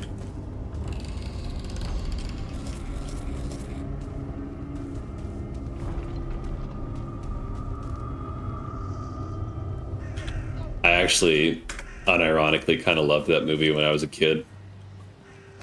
Looking back on it now, it's interesting to say the least, but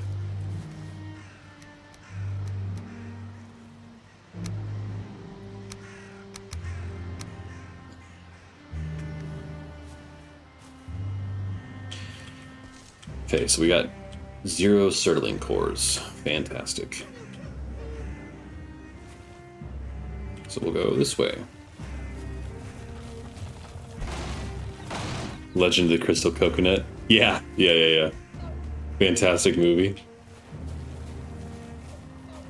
It's a very unique experience. And if no one's ever seen Legend of the Crystal Coconut, I definitely recommend it. At least to experience it once.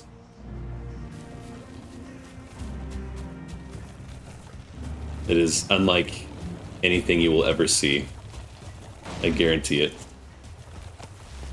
Oh, there's a spawner there.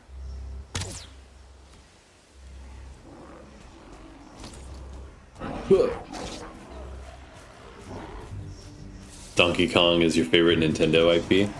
I would have to say it's probably mine as well. Again, like, because I didn't grow up with a Nintendo console as a kid, I really only ever had PlayStations or Xboxes, so my experience with Nintendo games is very limited, but what experiences I do have with it, I loved Donkey Kong.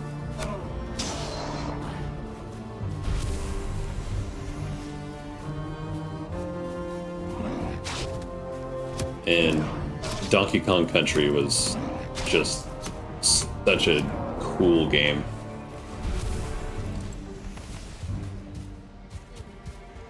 I still have like the sound of collecting bananas like ingrained into my head.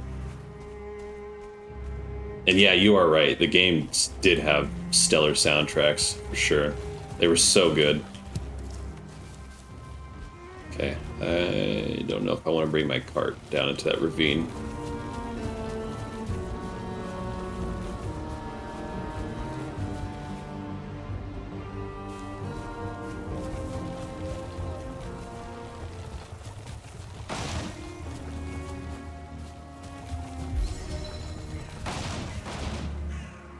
Come on. Hey, when I get like stuck up in the air like that, trying to pull this thing.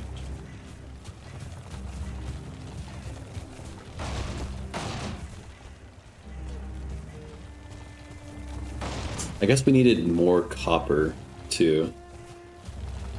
So sterling cores and copper is what we really need right now.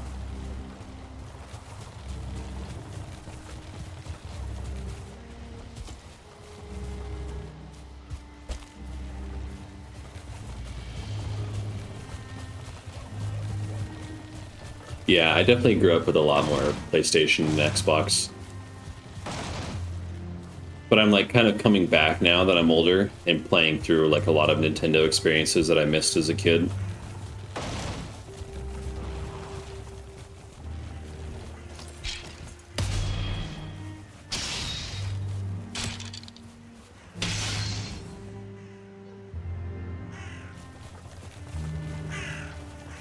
There's definitely some amazing games that I've just straight up never played.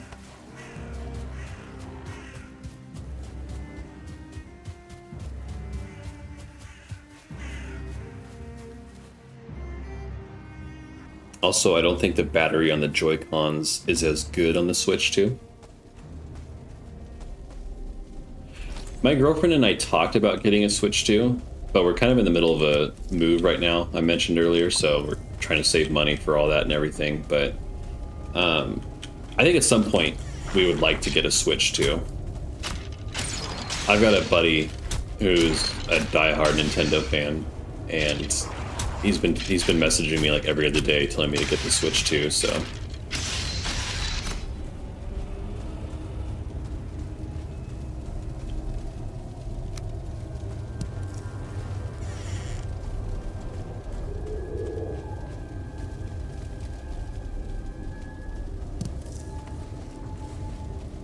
Ooh, spawner.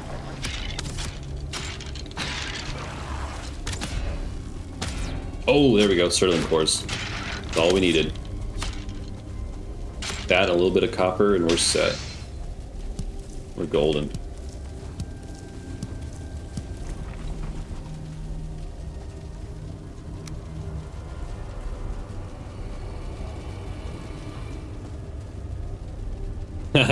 I bleed red, Nintendo and PC for life. Yeah, we kind of like alternated between PlayStations and Xboxes.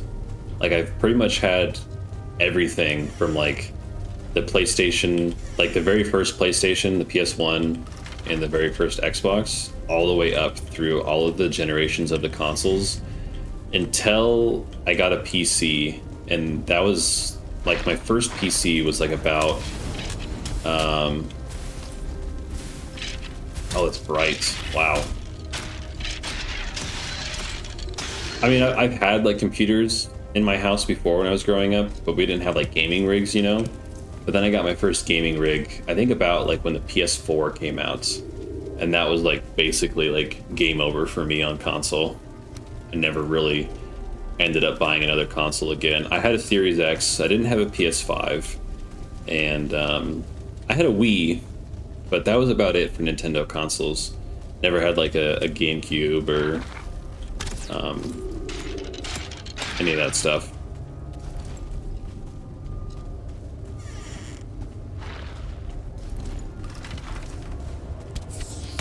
Oh, what the hell? A ghost? What? I've never seen that here before. That's crazy. That's totally new experience. Oh, shoot.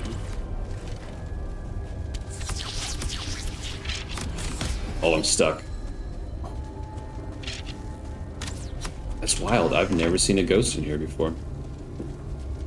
I have all the Nintendo consoles except GameCube, but I'm going back and getting them all. Gotta collect it. Yeah, I gotta catch them all. What does the GameCube run for anymore?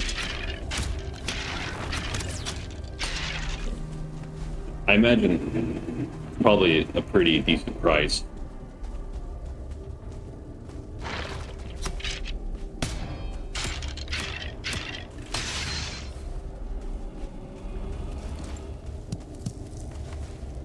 Torch is about to run out, but I think we could make it last nearly long enough to get us through. Never mind, this dungeon is huge all of a sudden.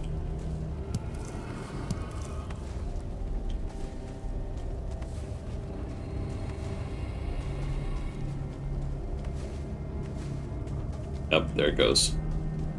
Alright, we're going dark.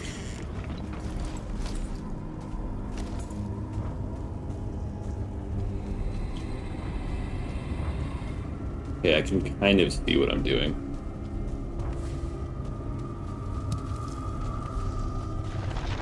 There we go. Huge.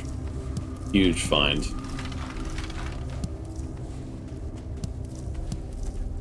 That was big.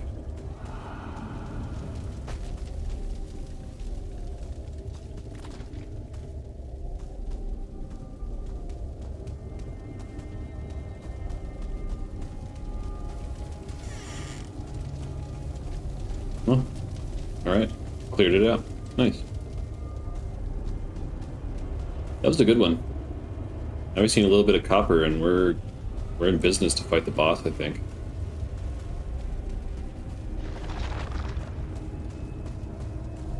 Between 150 to 700. Damn. That's, you know, that's actually probably pretty fairly priced, though. I was thinking like maybe like 350 as a baseline. It's hard to find old consoles and games like that anymore. Ones that are worth it anyways. I thought about getting a PlayStation 2. I think that's probably the most prolific console from my childhood.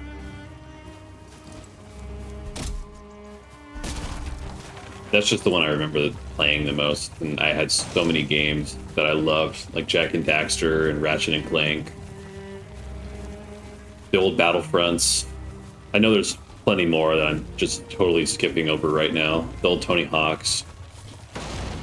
The old GTAs, like 3 and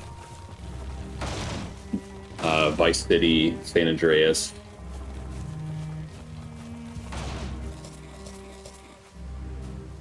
I have my N64 and my SNES set up at work for when I get bored. That's awesome. What do you do for work? If you don't mind me asking, I'm curious. That's cool that you just got gaming consoles set up there. I'd love to find a job like that.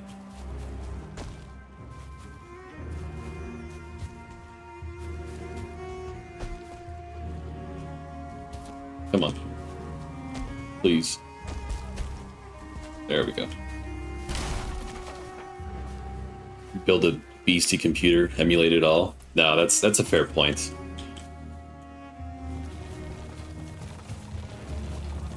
Maybe I'll just become an emulator guy. I think part of the charm for me is playing on the old consoles too, though. I mean, maybe that's like a romanticized version, but I think it's cool hearing all the old boot up sounds on the old consoles, and especially the PlayStation 1. PlayStation 1 was too good. Well, I'm the boss, so I can do what I want unless the CEO comes to town. I run a warehouse for flooring, doing inventory and math and stuff. Right on. That's pretty cool, though. Sounds like a nice setup. Good for you.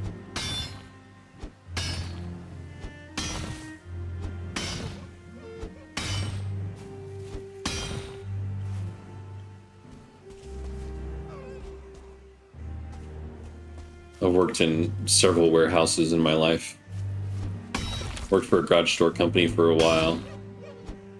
Worked at Costco, which is like a grocery store, but it's also a warehouse, so.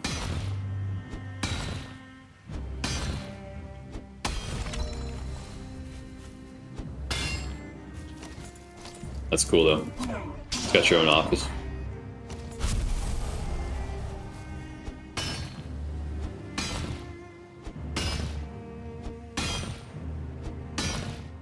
Man, I cannot wait to get an upgrade for this stupid pickaxe. This thing takes too long.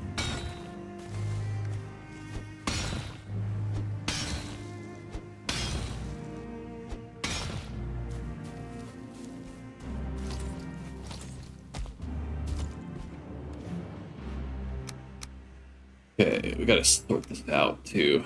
It's getting a little messy.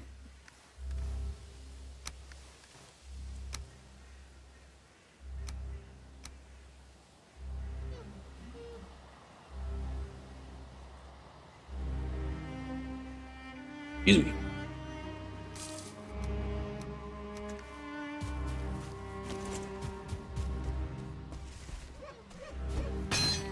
Oh, we need one more troll too to get the troll cape. I just now thought of that. It's the only thing we're missing now. We've got the copper for the bronze. We've got the Serling cores for the teleporters. We just need 5 more troll hide to make a cape. It'd be awesome if one spawned.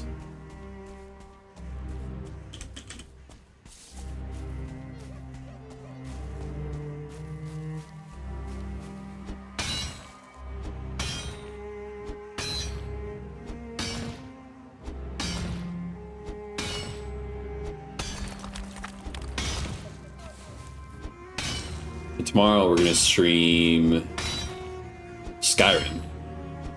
We're getting close to the end of